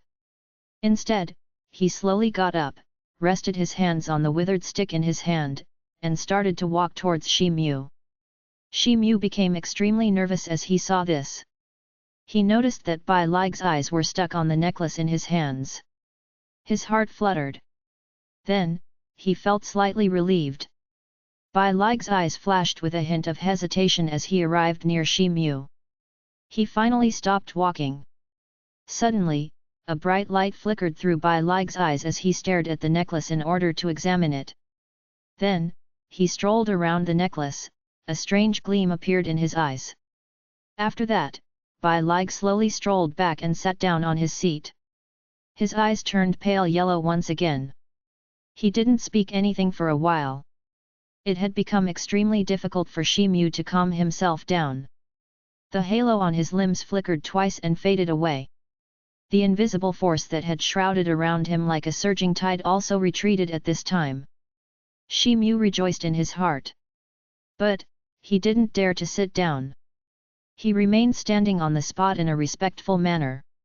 Shi Mu, where did you get this foundation necklace from? Bai Lig let out a long sigh as he asked. A friend of mine from my homeland had given this to me until I get back. Suddenly, an idea flashed across Shi Mu's mind. So, he gave an ambiguous reply. I understand. You can go now, Bai Lig said while shaking his head. Bai Lig didn't think of questioning Shi Mu closely. So, he wagged the withered stick in his arm as an indication for him to leave. Shi Mu took a general pardon. Then, he turned around and took a few quick steps to depart. The high priest opened a secret door behind the hall's wall once Shi Mu had left. A vigorous and extremely formidable-looking middle-aged priest walked out from inside the gap in the wall. High priest, this foundation necklace belongs to the barbarians. I can sense an extremely formidable spiritual power fluctuation inside it. This necklace should be a rare treasure. How did it fall into a human's hands? The middle-aged priest asked with a puzzled expression on his face. This necklace is undoubtedly a precious treasure. But, it's also an inauspicious thing. From thousands of years, each and every tribe that has possessed this necklace at any point of time has eventually faded away without any particular reason. Now that it's in the possession of a human, it might be a good thing for us barbarians, Bai Lig let out a sigh. Meanwhile, Shi Mu had made his way out of the Holy Snow Palace. He finally heaved a sigh of relief. But, his back was drenched in cold sweat. He didn't understand the purpose that the high priest had summoned him for. But, he could tell that the high priest had summoned him because of Feng Li's necklace. What made him a little puzzled was the strange behavior of the high priest. He didn't seem to have the intention to take the necklace away. In fact, he didn't even touch it. Shi Mu shook his head, and cast these disrupting thoughts off his mind. Lifting the eternally doomed soul curse was the most important matter for him for the time being. Otherwise, he wouldn't have stayed in the barbarians' land for even a quarter of an hour. Shi Mu hurriedly returned to his room. Then, he sat down on the bed. His face was still cloudy, a faint trace of fear was lingering on his face. Bai Lig had demonstrated an overwhelming strength before Shi Mu. Such strength had gripped Shi Mu in fear and apprehension. He waved his hand to get hold of himself. He had recently stepped into the Houtian advanced stage. So, there was no way that he could break through the Xian level. Bai Lig's body hadn't let out a tiny bit of an aura when he had fettered Shi Mu. His magic power had only showed usual fluctuation. This made Shi Mu more confused about the mysterious character of the quivering old man. Fortunately, Bai Lig didn't seem to hold any malicious feeling against him. Shi Mu shook his head since he didn't wish to think about this problem. Then, he took out the necklace, and held it in front of him to take a closer look. Shi Mu had examined this thing repeatedly when he had received it. This necklace hadn't displayed any power related to real qi or magic power. Feng Li had once mentioned that this thing and the totem on his body had an important relationship. So, it mustn't be damaged. But, it seemed that this necklace couldn't be destroyed easily. However, this necklace had something which could draw the attention of the high priest. So, it obviously wasn't an ordinary thing. Shi Mu must wait to see Feng Li in order to know the origin of the necklace. Shi Mu looked at the necklace for a while. He then put it away. After that, he drew the blue stipule out of his bosom, and pasted it on his forehead. Some time passed. But, Shi Mu remained motionless. He continued to sit in the same position for more than an hour. He finally opened his eyes. Then, his eyes flickered. He wasn't completely ignorant about the barbarian's secret totem technique. He had once obtained the secret totem technique of the Flying Raven tribe from that tribe's priest. However, the description in this blue spicule seemed more detailed. The barbarian's way of recording the secret totem technique had a little resemblance to the human's way of writing charm spells. The only difference was that the barbarians engraved it on a human body, while the humans recorded it on the charm paper. The barbarian's totem patterns had been passed down from generation to generation. It was a set of a practice system that been accumulated little by little over the time. The beast images in the totem patterns contained an abstruse and profound sealing strength. Therefore, they could imprison an ominous beast soul, and the host could then take over its inherent power. Moreover, these totems couldn't be drawn with a pen. They could only be drawn with a kind of a special needle. It was called the clearance needle. This needle was pricked in the body to acupuncture a totem. The totem would need to run in coordination with the body's blood and qi once it was completely acupunctured. Therefore, an extremely high-precision needle was a must. An inadvertent needle could cause a serious disorder to the qi and blood, and could lead to a serious injury. Shi Mu's face beamed with a smile. The requirement of a high-precision needle? He had an extraordinary eyesight coupled with magic power. So, this high-precision requirement couldn't stump him out. Now, the only worrisome factor was the words spoken by the high priest. According to him, Shi Mu could get rid of this totem curse by using the three-headed python's soul. He could also undo the curse even if he succeeded in sealing only half of the python's soul. In fact, it would be much easier in comparison with sealing the complete soul. But, it involved a huge risk of failure. The seal might have an adverse effect on Shi Mu's body if it failed. Moreover, Shi Mu wouldn't be able to eradicate the formidable force of the eternally doomed soul curse if he failed to seal it properly. In fact, it would become extremely difficult for Shi Mu to escape if it erupted after the failure. Shi Mu's facial expressions became firm as this thought crossed his mind. However, he seemed fully determined once he framed a stratagem. He then opened the door and walked out. He returned with a package in his hand after around 12 hours. He then went straight to his private room. He unwrapped the package. There were a few black charms and blue spirit stones in that package. A 6 or 7 inches long blue needle was also inside the package. The middle part of the needle was slightly thick, while both of its ends looked extremely sharp. A few vaguely visible magic characters were engraved on the surface of the needle. They were as fine as a pinhole. Shi Mu had consulted Priest Yanya before he had bought these things. He had spent a lot of gold to get these things. These things were needed to arrange a totem circle in order to seal a beast soul. These things, a clearance needle, magic charms, and blue spirit stones, were needed to arrange a totem circle for sealing the beast soul into his body. Then, Shi Mu got busy with his work. He had never tried the totem technique earlier. But, he had consulted Priest Yanya beforehand.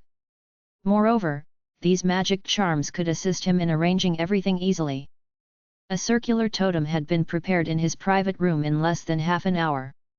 A beam of black light could also be seen there.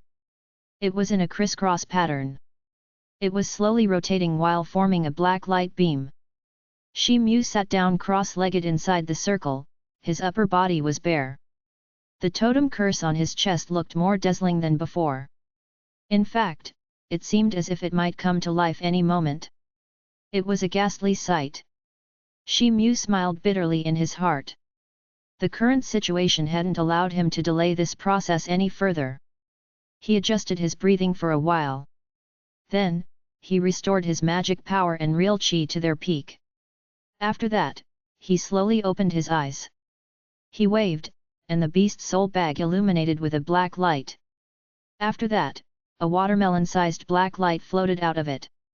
The miniature of the three-headed python could be seen inside the light. It was struggling in a continuous manner, but a layer of intangible barriers had imprisoned its movements. It was the soul of the three-headed python. Shi Mu's eyes glinted with a glorious light.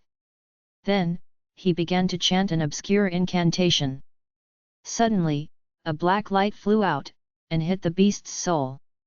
Then, a layer of blood light flashed, and a red net of fragile spider's silk appeared around the beast's soul. This glowing red net was the beast's soul bag's imprisonment strength. It had the ability to imprison the beast soul inside it. However, the beast soul of a Xian level also possessed a good striking power. Shi Mu's eyes flickered as he gazed at the red net. He started to mumble the incantation again. He slowly pointed out his finger like a knife at the same time. Then, a more refined thick black light flew out. It transformed into a black knife shadow with a spark, and chopped down the net of red light. The red net was shattered with a faint sound. The three-headed python's soul grew a foot long. It now had a translucent body of a three-headed black snake. It raised its head, and gazed at Shi Mu resentfully. Then, it swayed its tail and threw itself towards Shi Mu. Shi Mu snorted coldly, his pointed finger flicked a ball. A black photoelectricity fled from the surrounding black circle, and bombarded on the python's soul. It gave a powerful jolt to the soul, and sent it flying. The three-headed black snake's body was rolled up, and sent flying several feet away. It hit the edge of the black circle and bounced back, as if it had hit a cushioned wall. An ominous glint flashed across the python's eyes. It leapt and transformed into a shadow. Then, it threw itself towards Shi Mu once again. But, Shi Mu was calm. His fingers continued to make some flicking movements. And, the black light continued to bombard on the python's soul. It had hit it, and had sent it flying a number of times. The black light around the python's soul became dimmer after some time. This made its soul look dispirited. Then, a trace of fear flickered through its eyes as it looked towards Shi Mu. Shi Mu's lips cracked into a faint smile. However, his mouth continued to read the incantation aloud. Meanwhile, he waved his hand, and dozens of black lines flew out of the circle. It formed a black circular cage around the python's soul. The python's soul was alarmed. It started to struggle with the entirety of its might. It moved left and right. But, it couldn't break itself free as much of its spiritual power had been impaired by Shi Mu. Shi Mu's complexion loosened a bit. Then, he moved his hand again. The black cage floated over, and stopped beside him. Chapter 178, Backbite. Translator, Novel Saga Editor, Novel Saga. Shi Mu heaved a sigh of relief as he looked towards the black cage. He held the long blue needle in his hand. Then, he poured his real qi into the needle. Suddenly, the magic characters carved on the surface of the blue needle lit up brightly. Moreover, the tip of the needle started to emanate a streak of blue light. Buzz, a faint sound was heard. A fine black silk flew out from the tip of the needle. It sparked and pricked into the body of the three-headed python's beast soul that was fettered in the black cage. The python's body quivered. Then, its heads and tail started to sway in a disorderly manner. It struggled with all its might.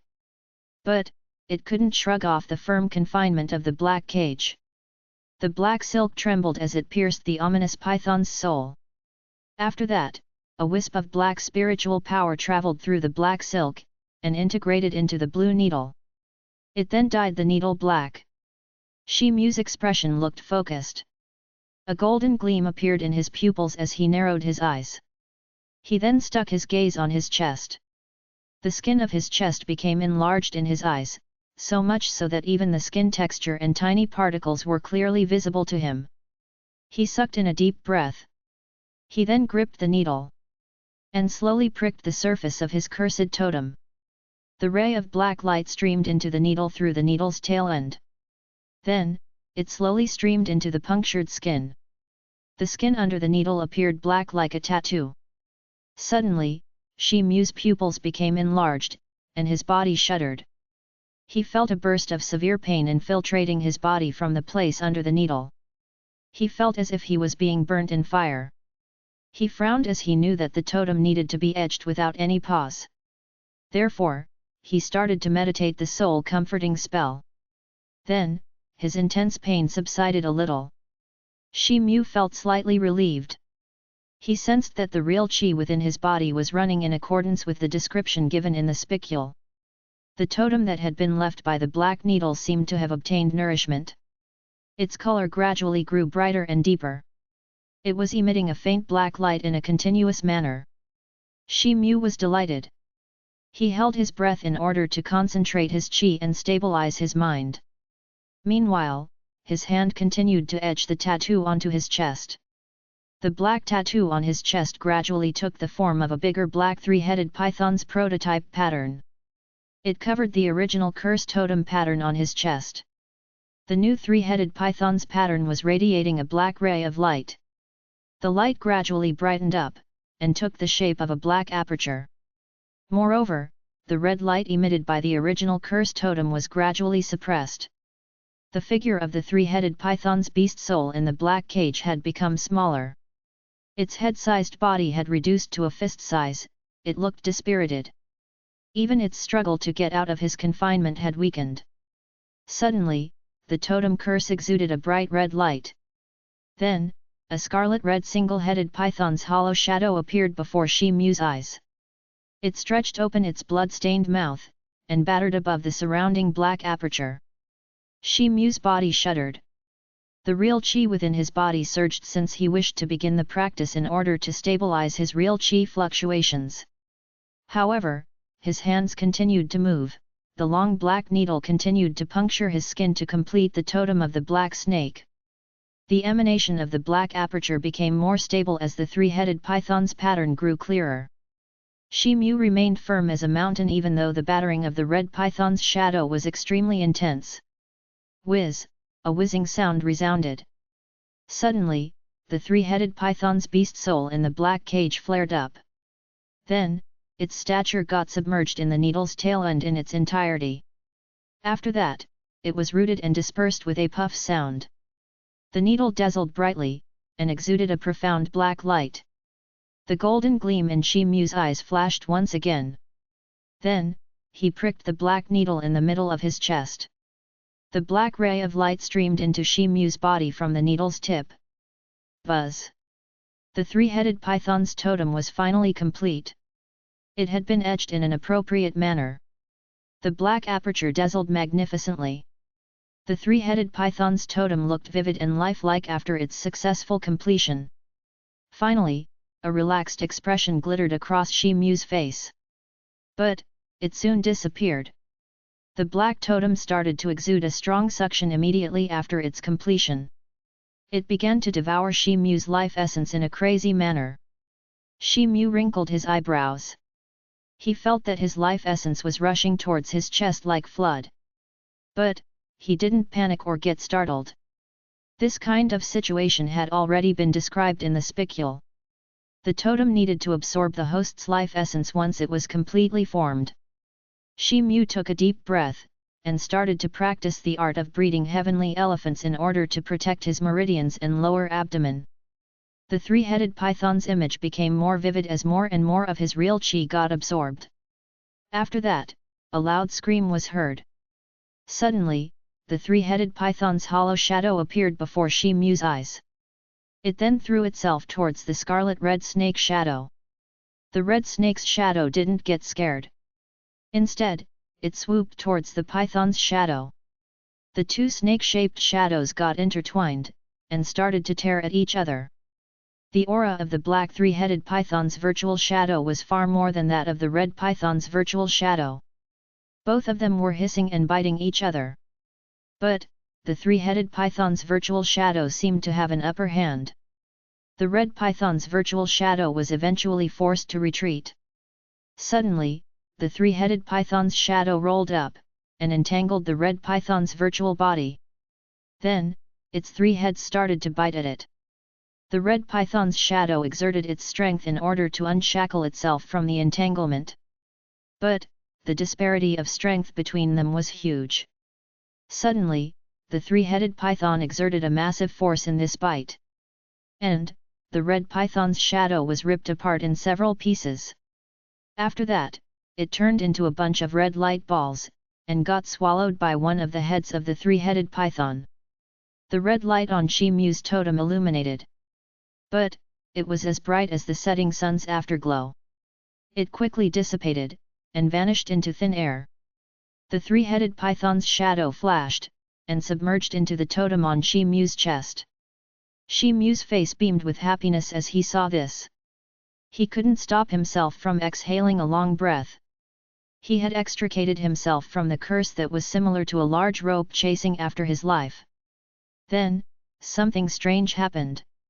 Suddenly, the three-headed python's totem on his chest emanated a dazzling light. Then, the python's soul began to devour his real qi at a fast speed. Shi Mu felt a slight chill in his heart. But, he didn't get enough time to recover. Then, a cold and ferocious idea dawned upon him. His complexion changed. He felt as if a heavy hammer had started to bombard inside his mind. Soon, a burst of dizziness fell over him. What's going on? Shi Mu felt a stiffness in his heart. He then recalled the words of the high priest, and decided to follow them. He attempted to stop the flow of his life essence from streaming into the totem. The secret totem technique had almost reached halfway by that time. Shi Mu's complexion turned unsightly. He couldn't stop the totem from doing its work, no matter how hard he tried. The current situation seemed to be different from what he had thought. There was no reduction in the strong suction of the black totem. And, it continued to devour Shi Mu's life essence. A series of cold and fierce ideas continued to raid his consciousness at the same time. Fortunately, his spiritual power was quite impressive. So, he remained unaffected. How is it possible? Shi Mu was contemplating in his heart. According to the spicule, he just needed to stop pouring his life essence into the totem in order to restrain its operation. He tried to not let the fear that an ominous beast soul was fusing together with his main body take over him. He could still stop the beast from backfiring, even though the sealing process had failed. He needed an enormous amount of real qi in order to stabilize the totem. Therefore, he slowly injected his real qi to seal the beast soul. But, the situation didn't seem right. Is it possible that there is something wrong with this secret totem technique? Shi Mu was startled. He shook his head, and decided to stop thinking about these points. This wasn't the right time to think about these things. Shi Mu then exerted all his efforts to practice the art of breeding heavenly elephants. He wanted to reduce the flow of real qi with the help of this art. Unfortunately, his efforts yielded little results. A little time passed. A huge amount of Shi Mu's real qi had already been devoured by the totem by this time. His real qi finally got exhausted after another half an hour. Then, the suction force of the totem finally stopped. After that, a relatively darker, fiercer, and more formidable force plummeted down in his sea of consciousness. Shi Mu couldn't guard himself against it. He felt a burst of tingling pain all over his body. He thought that it was futile to shout loudly in agony. Therefore, he operated the soul comforting technique in order to hasten the stimulation of the spiritual power. He wanted to form a layer of the spiritual barrier to hold his sea of consciousness from draining out. The three-headed python's shadow continued to launch attacks on his sea of consciousness. Backbite. Shi Mu was startled. His complexion turned pale. He knew that the totem seal had reached an irreversible point, and that the three-headed python's soul had started to launch counterattacks. Now, it was impossible to stop it. So, he was left with only one option to make use of his own spiritual power to suppress the opposite party. Shi Mu's spiritual power was quite formidable. But, it wasn't enough to confront the three-headed python since it was a Xiantian middle-stage beast. Shi Mu was afraid that he would get swallowed by it. So, it was pointless to talk about making an attempt to suppress it. Innumerable thoughts started to bubble up in his mind. But, he didn't have any idea about how to solve this problem. A wave of cold and gloomy ideas continued to attack his spiritual barrier. His spiritual barrier started to tremble. Finally, it couldn't endure it any longer. Suddenly, the strange necklace in his neck emitted a ray of light. Then, a surge of berserk ideas floated before his eyes, and rushed to enter his mind. Shi Mu's complexion changed as these ideas infiltrated his mind. These ideas were brimming with ruthlessness, stubbornness, and an impulse to kill. Suddenly, a gigantic grey ape emerged in his sea of consciousness. It was as huge as a lofty mountain. It had a white head and red feet. It looked extremely malevolent and dreadful. An ominous glint sparkled in the eyes of the three-headed python's shadow as it noticed that Shi Mu's spiritual barrier was on the verge of a collapse. So, it continued to attack his collapsing spiritual barrier. Suddenly, the huge grey ape's gaze shifted, and fell on the python's body. It stretched open its mouth, and issued a loud roar. Then, it darted towards the python. The python's virtual body became stiff. An expression of panic crept into its eyes. It seemed as if the python had seen the most dreadful thing. A shiver ran down its spine. Shi Mu clenched his teeth as he saw this. He withdrew the spiritual barrier that was protecting his consciousness. Then, his spiritual power began to stream in torrents. It gradually transformed into an enormous and powerful current of spiritual power. It dashed towards the three-headed python's beast soul and enveloped it. The python's body looked like a delicate egg in the gigantic and formidable current of spiritual power. It was pulverized, crushed, and submerged within a moment. Then, it merged with the current of spiritual power, and got integrated into the snake totem on Shi Mu's chest. An ominous look flashed across the grey ape's eyes. It raised its face, and issued a violent and shrill roar.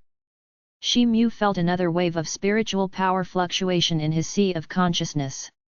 An irresistible and bloodthirsty impulse surged from deep within his heart. Then, a spurt of blood gushed into his eyes. Suddenly, the strange necklace exuded a bright light once again. The grey ape's face exposed a terrified look. It then disappeared with a loud roar, as if it had never appeared.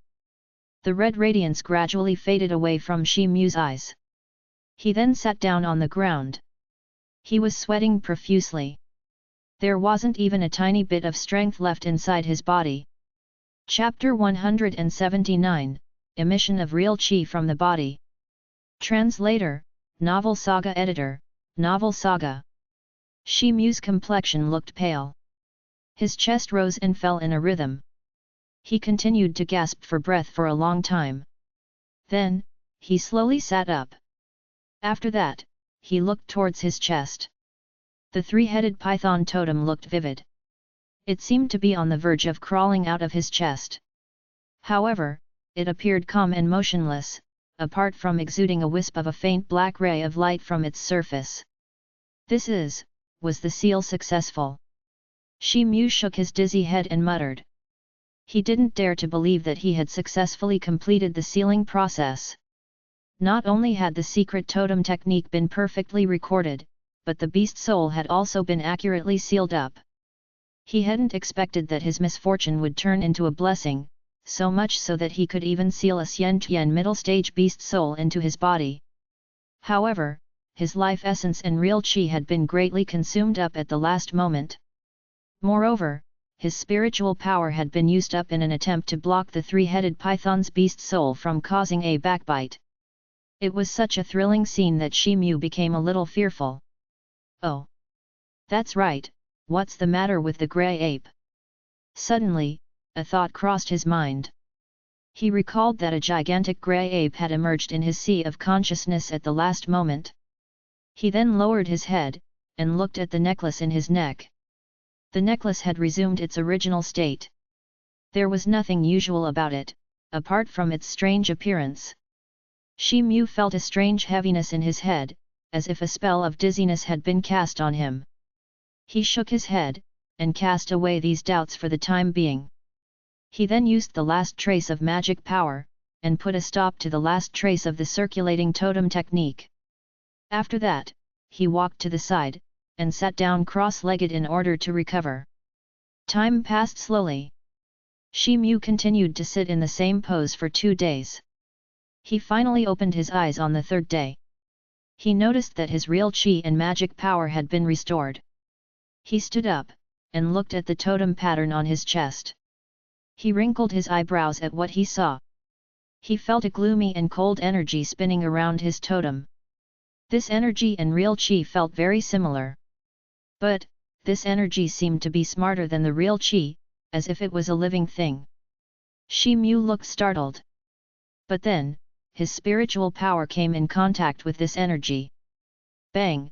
An explosion resounded. Suddenly, a tingling pain was transmitted in his sea of consciousness. Shi Mu felt as if something was rushing inside his consciousness. The gloomy and cold energy surged into his meridians at the same time. It then started to transmit into numerous paths in order to flow everywhere into his body. Ah!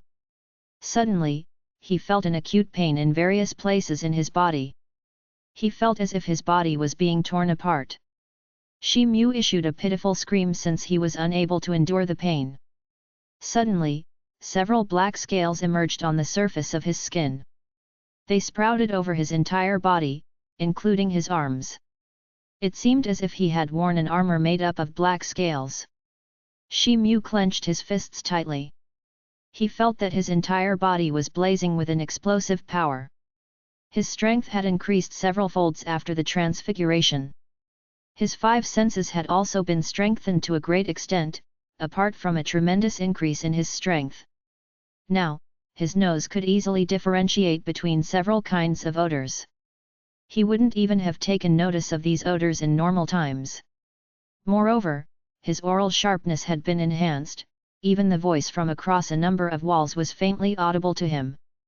Shi Mu went wild with excitement. He had never expected that his strength would see an increase owing to the 3-headed python totem. Shi Mu could clearly feel that his present strength had escalated by several folds. Shi Mu's heart quivered with joy as he curled his hands into fists, and brandished them in midair. Boom!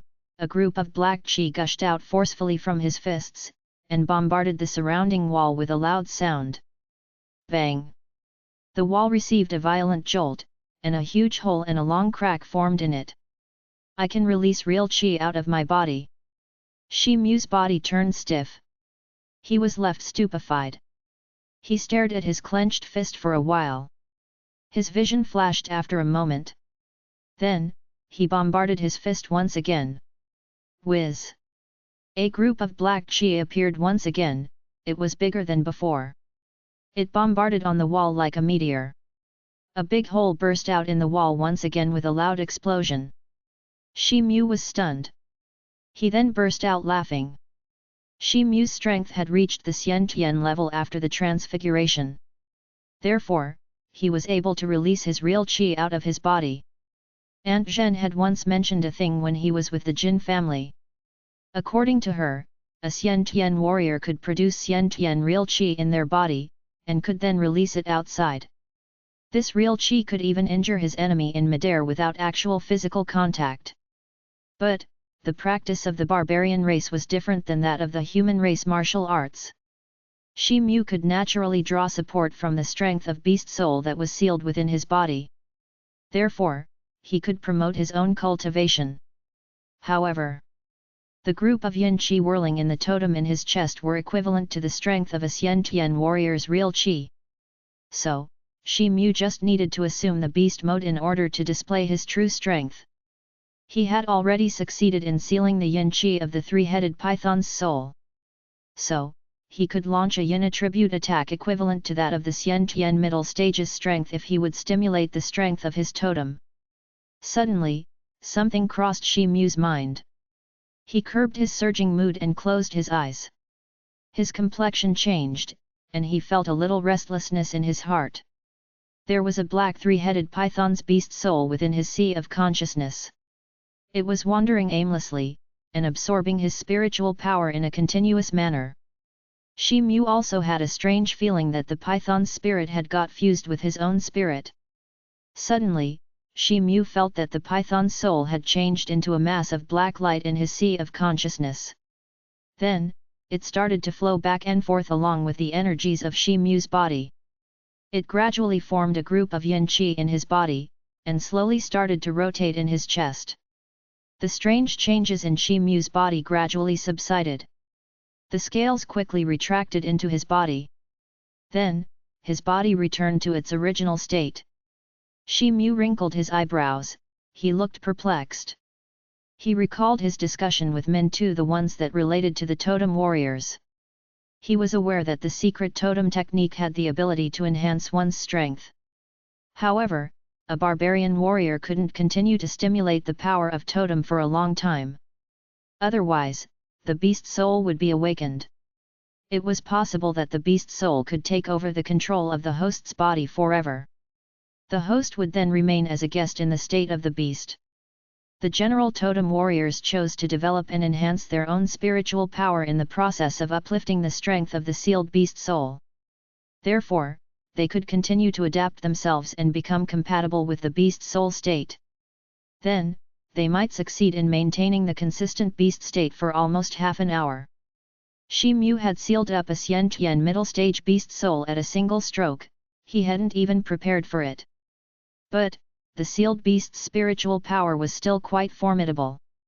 However, Shi Mu was far from being at the Xian Tian middle stage. Therefore, he couldn't suppress the beast soul for a long time. According to his estimates, he could maintain his beast mode for only a couple of minutes. He could suffer an enormous risk if he tried to exceed this time limit. But, the time would gradually increase with the enhancement of his spiritual strength. Shi Mu could be now considered as a half Xian Tian middle stage totem warrior. So, he could easily withstand the overwhelming strength of a Xian Tian level powerhouse. However, it would be inappropriate for him to disclose this matter to anyone of the barbarian or the human race. After 3 days, a person's shadow flashed at an uninhabited place near the White Horse Mountain. Then, it fled from the place. The shadow pointed its foot on the ground, and drifted a few feet away in a flash, as if it was weightless. The shadow's speed grew faster to such an extent that it nearly produced after images the entire way. Its incredible speed set out a burst of surging waves in the surroundings. Suddenly, the shadow stopped moving, as if it had been nailed to the spot. It abruptly came to a halt from an unimaginable speed. This would have looked bewildering to anyone who would have been watching it. It was none other than Shi Mu. He had stimulated the strength of his totem at the moment. His entire body was covered with a layer of fine black scales. Even his eyes looked cold. Ha! His vision shifted toward a megalith in front of him, it was as big as a house. He pointed his foot on the ground, and swept forward. He issued a punch in the air at the same time. A group of fist-sized black chi flashed and submerged into the megalith. Bang! A loud rumbling sound was heard. The megalith split up into pieces, and scattered in all directions. It collapsed halfway down, and transformed into fragments of stones. I've almost grasped the utilization mechanism of the strength of my totem. It's time to leave from here. Then, he thought of something, and reverted back from the transfiguration mode. He had stayed there for a few days. But, he had been polishing and improving the utilization skill of his totem power throughout this time. And, he had almost grasped its essence by now. Then, his figure flashed, and started to advance towards the direction of White Horse Mountain. On the White Horse Mountain, somewhere in the hall. Bang! A loud sound resounded. A piece of white jade ornament fell to the ground, and shattered into pieces. Even the tiles on the floor got cracked, and revealed several slits. The face of the priest of the fierce snake tribe looked tensed and pale. He was shuttling back and forth in the hall in an anxious manner. His footsteps were producing a loud rattling sound. Several tribal people of the fierce snake tribe stood outside the hall with their heads lowered. They felt a slight chill in their hearts as they saw that priest Yi was blazing with fury, so much so that their hair stood erect on their skin. They didn't dare to budge an inch. Why didn't that person die? Priest Yi finally stopped walking, and muttered to himself. He had handed over the genuine secret totem technique of the fierce snake tribe to Shi Mu. But, the secret technique recorded in the spicule had been passed down from generation to generation in the fierce snake tribe. So, a number of modifications had been made in it over these years. It wouldn't create any problem for an ordinary barbarian man. But, it wouldn't render a huge advantage to a human. The process required preparations to make the conditions suitable and safe. And, the success rate of the sealing process would be greatly enhanced if a massive amount of real qi was injected at the time of sealing. However, it also had a disadvantage. The sealing process couldn't be stopped in the middle if initiated. Therefore, Shi Mu couldn't have stopped the sealing process of this secret totem technique once he started it, even if he knew the way to stop it. And, he would have been compelled to continue with this process as a result. Then, the beast soul would have launched a counterattack on Shi Mu at the appointed time. Shi Mu would have eventually lost control as a result, and should have fallen prey to the beast. It seems that he must have meddled with this technique. Priest Yi's face darkened as a thought crossed his mind. He looked a bit puzzled, he gritted his teeth indignantly. The people outside the hall stopped hearing the sound of footsteps from inside. They raised their heads and glanced at each other. But, no one dared to enter the hall. "Come in," Priest Yinhe's soft voice was heard from inside the hall. A thin and tall middle-aged man heard the voice, and hurriedly rushed in. His eyes barely met Yihe's eyes, and he lowered his head. "Priest Yihe, what are your orders?" Priest Yihe's complexion looked serene. He was looking ahead blankly. He didn't speak anything for a while. The middle-aged man didn't dare to utter a single word to disturb him. So, he stood there with his head bowed. A little time passed. The middle-aged man gradually began to feel a little pain in his back. Suddenly, Priest Yihe stood up, and took out a palm-sized jade token from his bosom. Some kind of a strange pattern was drawn on its surface. It was flickering and emitting a faint black light. Priest Yihe caressed the jade token in a reluctant manner. Then, the token resumed its normal state. He handed over the jade token to the middle-aged man. "Give this to the elder. And, deliver him the message on my behalf," Priest Yihe said slowly. The thin and tall middle-aged man quickly walked out of the hall after a moment. He then advanced toward a distant place. Priest Yihe smiled coldly as he gazed towards the sky outside the hall. A green silhouette left the Holy Snow Palace after 12 hours. It moved so fast that it looked like a green meteor. It disappeared into the boundless horizon within a couple of breaths. Chapter 180, Swallow. Translator, Novel Saga Editor, Novel Saga. The sky was gloomy in the dead spirit world. The chill winds whistled and issued a sound similar to that of ghosts crying. This world wasn't deathly still even though it was a world of death. And, there was no lack of fighting going on. Two small groups of undead spirits were fighting with each other under a huge mountain. Both sides had equal number of fighters. The total number of fighters in both the groups was more than 100. A dark water puddle could be seen at a nearby place. It was 1/15 of a hectare long. 11 round blood moons were shining in the sky, and were emitting faint red waves. Large piles of skeletons of different sizes were scattered around the puddle. The fight seemed to have been going on for some time. One of the groups consisted of human skeletons. The leading human skeleton had a slender body, and was wearing a bone armor. It was holding a white blade made up of bones in one of its hands. The soul flame of deep green color was glowing in its eyes. A streak of faint blue color could be seen among the flames in its eyes. The skeleton warrior was none other than Yan Luo. Yan Luo was fighting with another group that consisted of animal skeletons such as bone tigers, bone snakes, and bone scorpions. The dead spirits of these animals had made a defense beside the puddle of dark water in order to resist and attack Yan Luo's group. Yan Luo took the lead and rushed in front.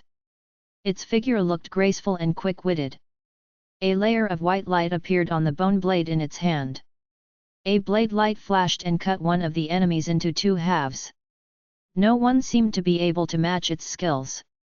The soul flame in its eye sockets seemed to be much more quick-witted than before. It no longer had any empty feeling to it. It was staring at the dark water puddle in front of it with a rigid expression. Roar! A 10 feet tall tiger skeleton roared, and swooped down. The green soul flame flickered in its eye sockets. It didn't have any flesh on its body. But, its grandeur was mightier than that of a real tiger. The giant bone tiger looked more powerful than the skeletons in the other group. It issued a roar as it saw several skeletons from its group falling prey to Yan Luo's blade. Then, it threw itself at Yan Luo in order to grab its skull. Yan Luo raised the bone blade in its hand without even issuing a glance at the tiger skeleton. Its blade then got transformed into 4 or 5 compressed blade shadows. Shi Mu would have been surprised to discover that Yan Luo had become so good at the Gale Force blade art. In fact, Yan Luo had attained a high level in it. A kaka sound was heard. The front claw of the bone tiger got shrouded with the blade light, and got severed in the blink of an eye. Yan Luo's figure became fuzzy, and its splitting shadows appeared behind the bone tiger. It then turned over its hand and dropped the blade. The big head of the bone tiger was severed from its body. It flew out as its body rolled and tumbled on the ground. Its huge body shook for a while. Then, it became motionless. Yan Luo turned over, and raised its head. It then opened its mouth. Suddenly, an attractive force transmitted out of its mouth. There were several corpses of the dead spirit creatures lying nearby. Several soul flames began to flow out of the skeletons, and rushed towards Yan Luo. Yan Luo readily swallowed them down. The soul flame in its eye sockets fluctuated, and became brighter. Then, a powerful pressure surged up violently from its body. The animal skeletons of the other group looked at Yan Luo. Their faces exposed colors of fear. All of them started to recede. Yan Luo's figure advanced forward. It stuck its gaze at the dark water puddle. Yan Luo cut a skeleton of the other group into 2 sections with its knife. Previously, both the groups seemed to be equally powerful. But now, the group under Yan Luo's leadership seemed to be on the winning side. A white light flashed. Yan Luo waved its hand, and dashed forward to attack and cleave a bone eagle into 2 halves. Then, it arrived before the dark water puddle. The soul flame in Yan Luo's eye sockets brightened up as it looked towards the puddle that was emitting blood light. Yan Luo no longer paid attention to the ongoing war. Then, it jumped into the dark water puddle. Suddenly, the water surface of the dark water puddle rolled up. Then, a thick white shadow emerged out of the water, and rushed towards Yan Luo with lightning speed. The soul flames flashed in Yan Luo's eyes. But, it didn't panic. Instead, it waved the bone blade in its hand, and knocked the white shadow. Yan Luo's body jolted, and went out flying with a loud noise. It then fell on the shore. A rumbling sound was heard. The dark water puddle rolled up, and a huge bone crocodile emerged out of the water. The body of this bone crocodile was 40 to 50 feet in length. And, it was vertically as tall as Yan Luo. Its skeleton was emitting a sparkling and translucent luster. It seemed extremely strong. Yan Luo had been struck by the tail of this bone crocodile a moment ago. The bone crocodile gently shook its 20 feet long tail. It seemed to be exceptionally flexible. 2 dark green soul flames were flickering in the place of the bone crocodile's eyes.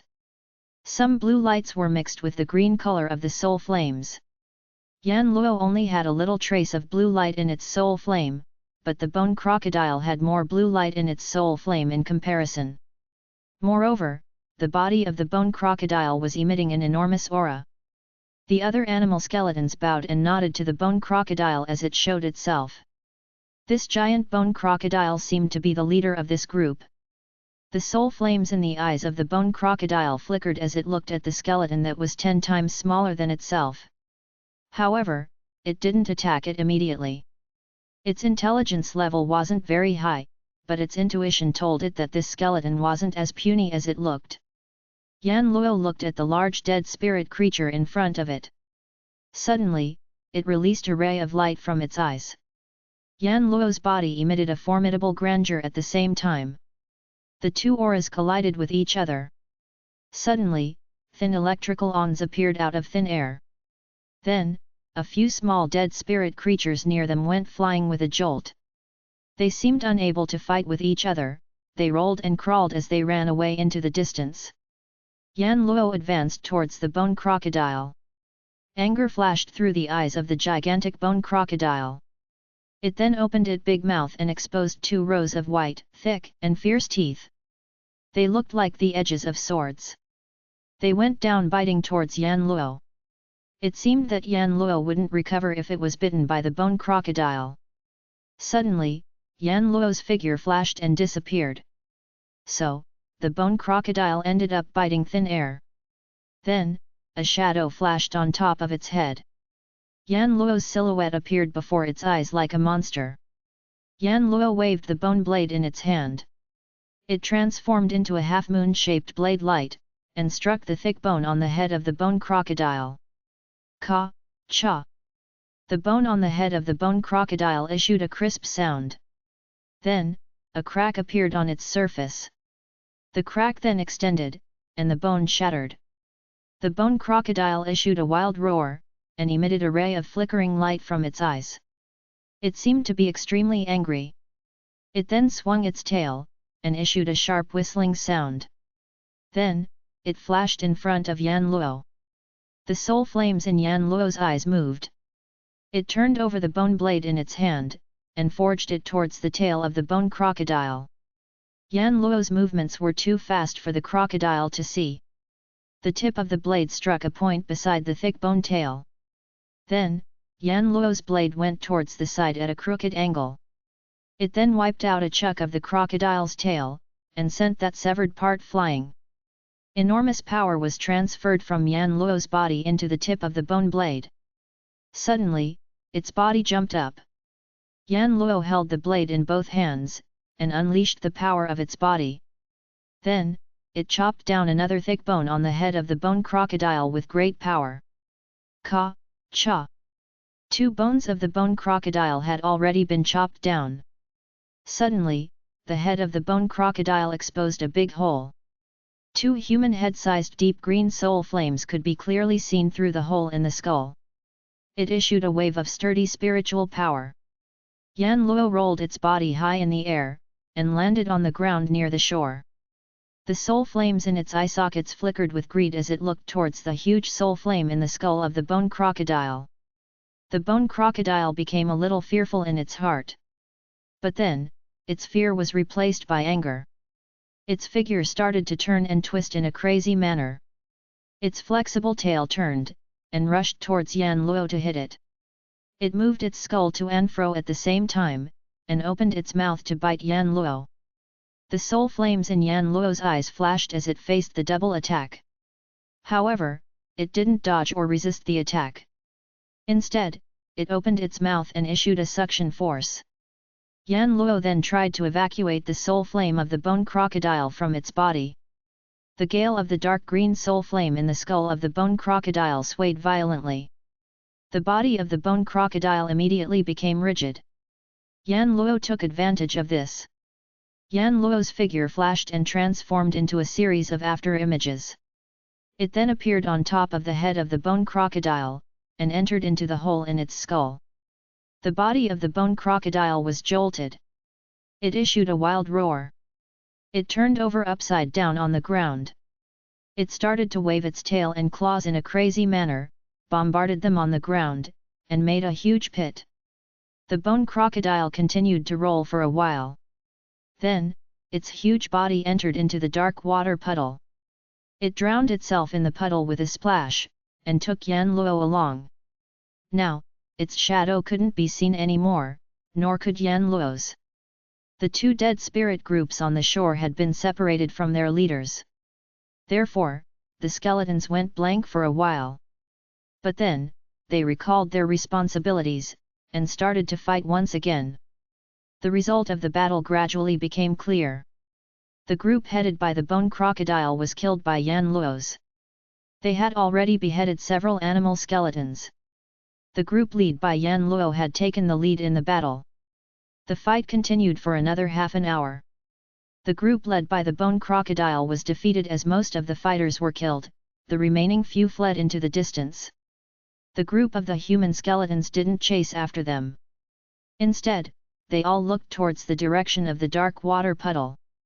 Suddenly, the dark water rolled up. Then, a huge silhouette emerged out of it. It was the huge bone crocodile. But, its eye sockets were hollow. There wasn't a slightest amount of soul flame flickering in them. Yan Luo stood motionless at the bottom of the dark water puddle. It held a human head-sized dark green soul flame in its hand.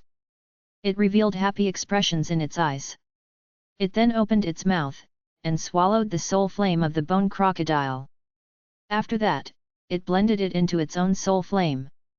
The strength and brightness of the dark green soul flame in its eye sockets was doubled. It then started to throb like a heart. The blue light had strengthened the dark green soul flame in its eye sockets. Suddenly, Yan Luo's soul flame shrank.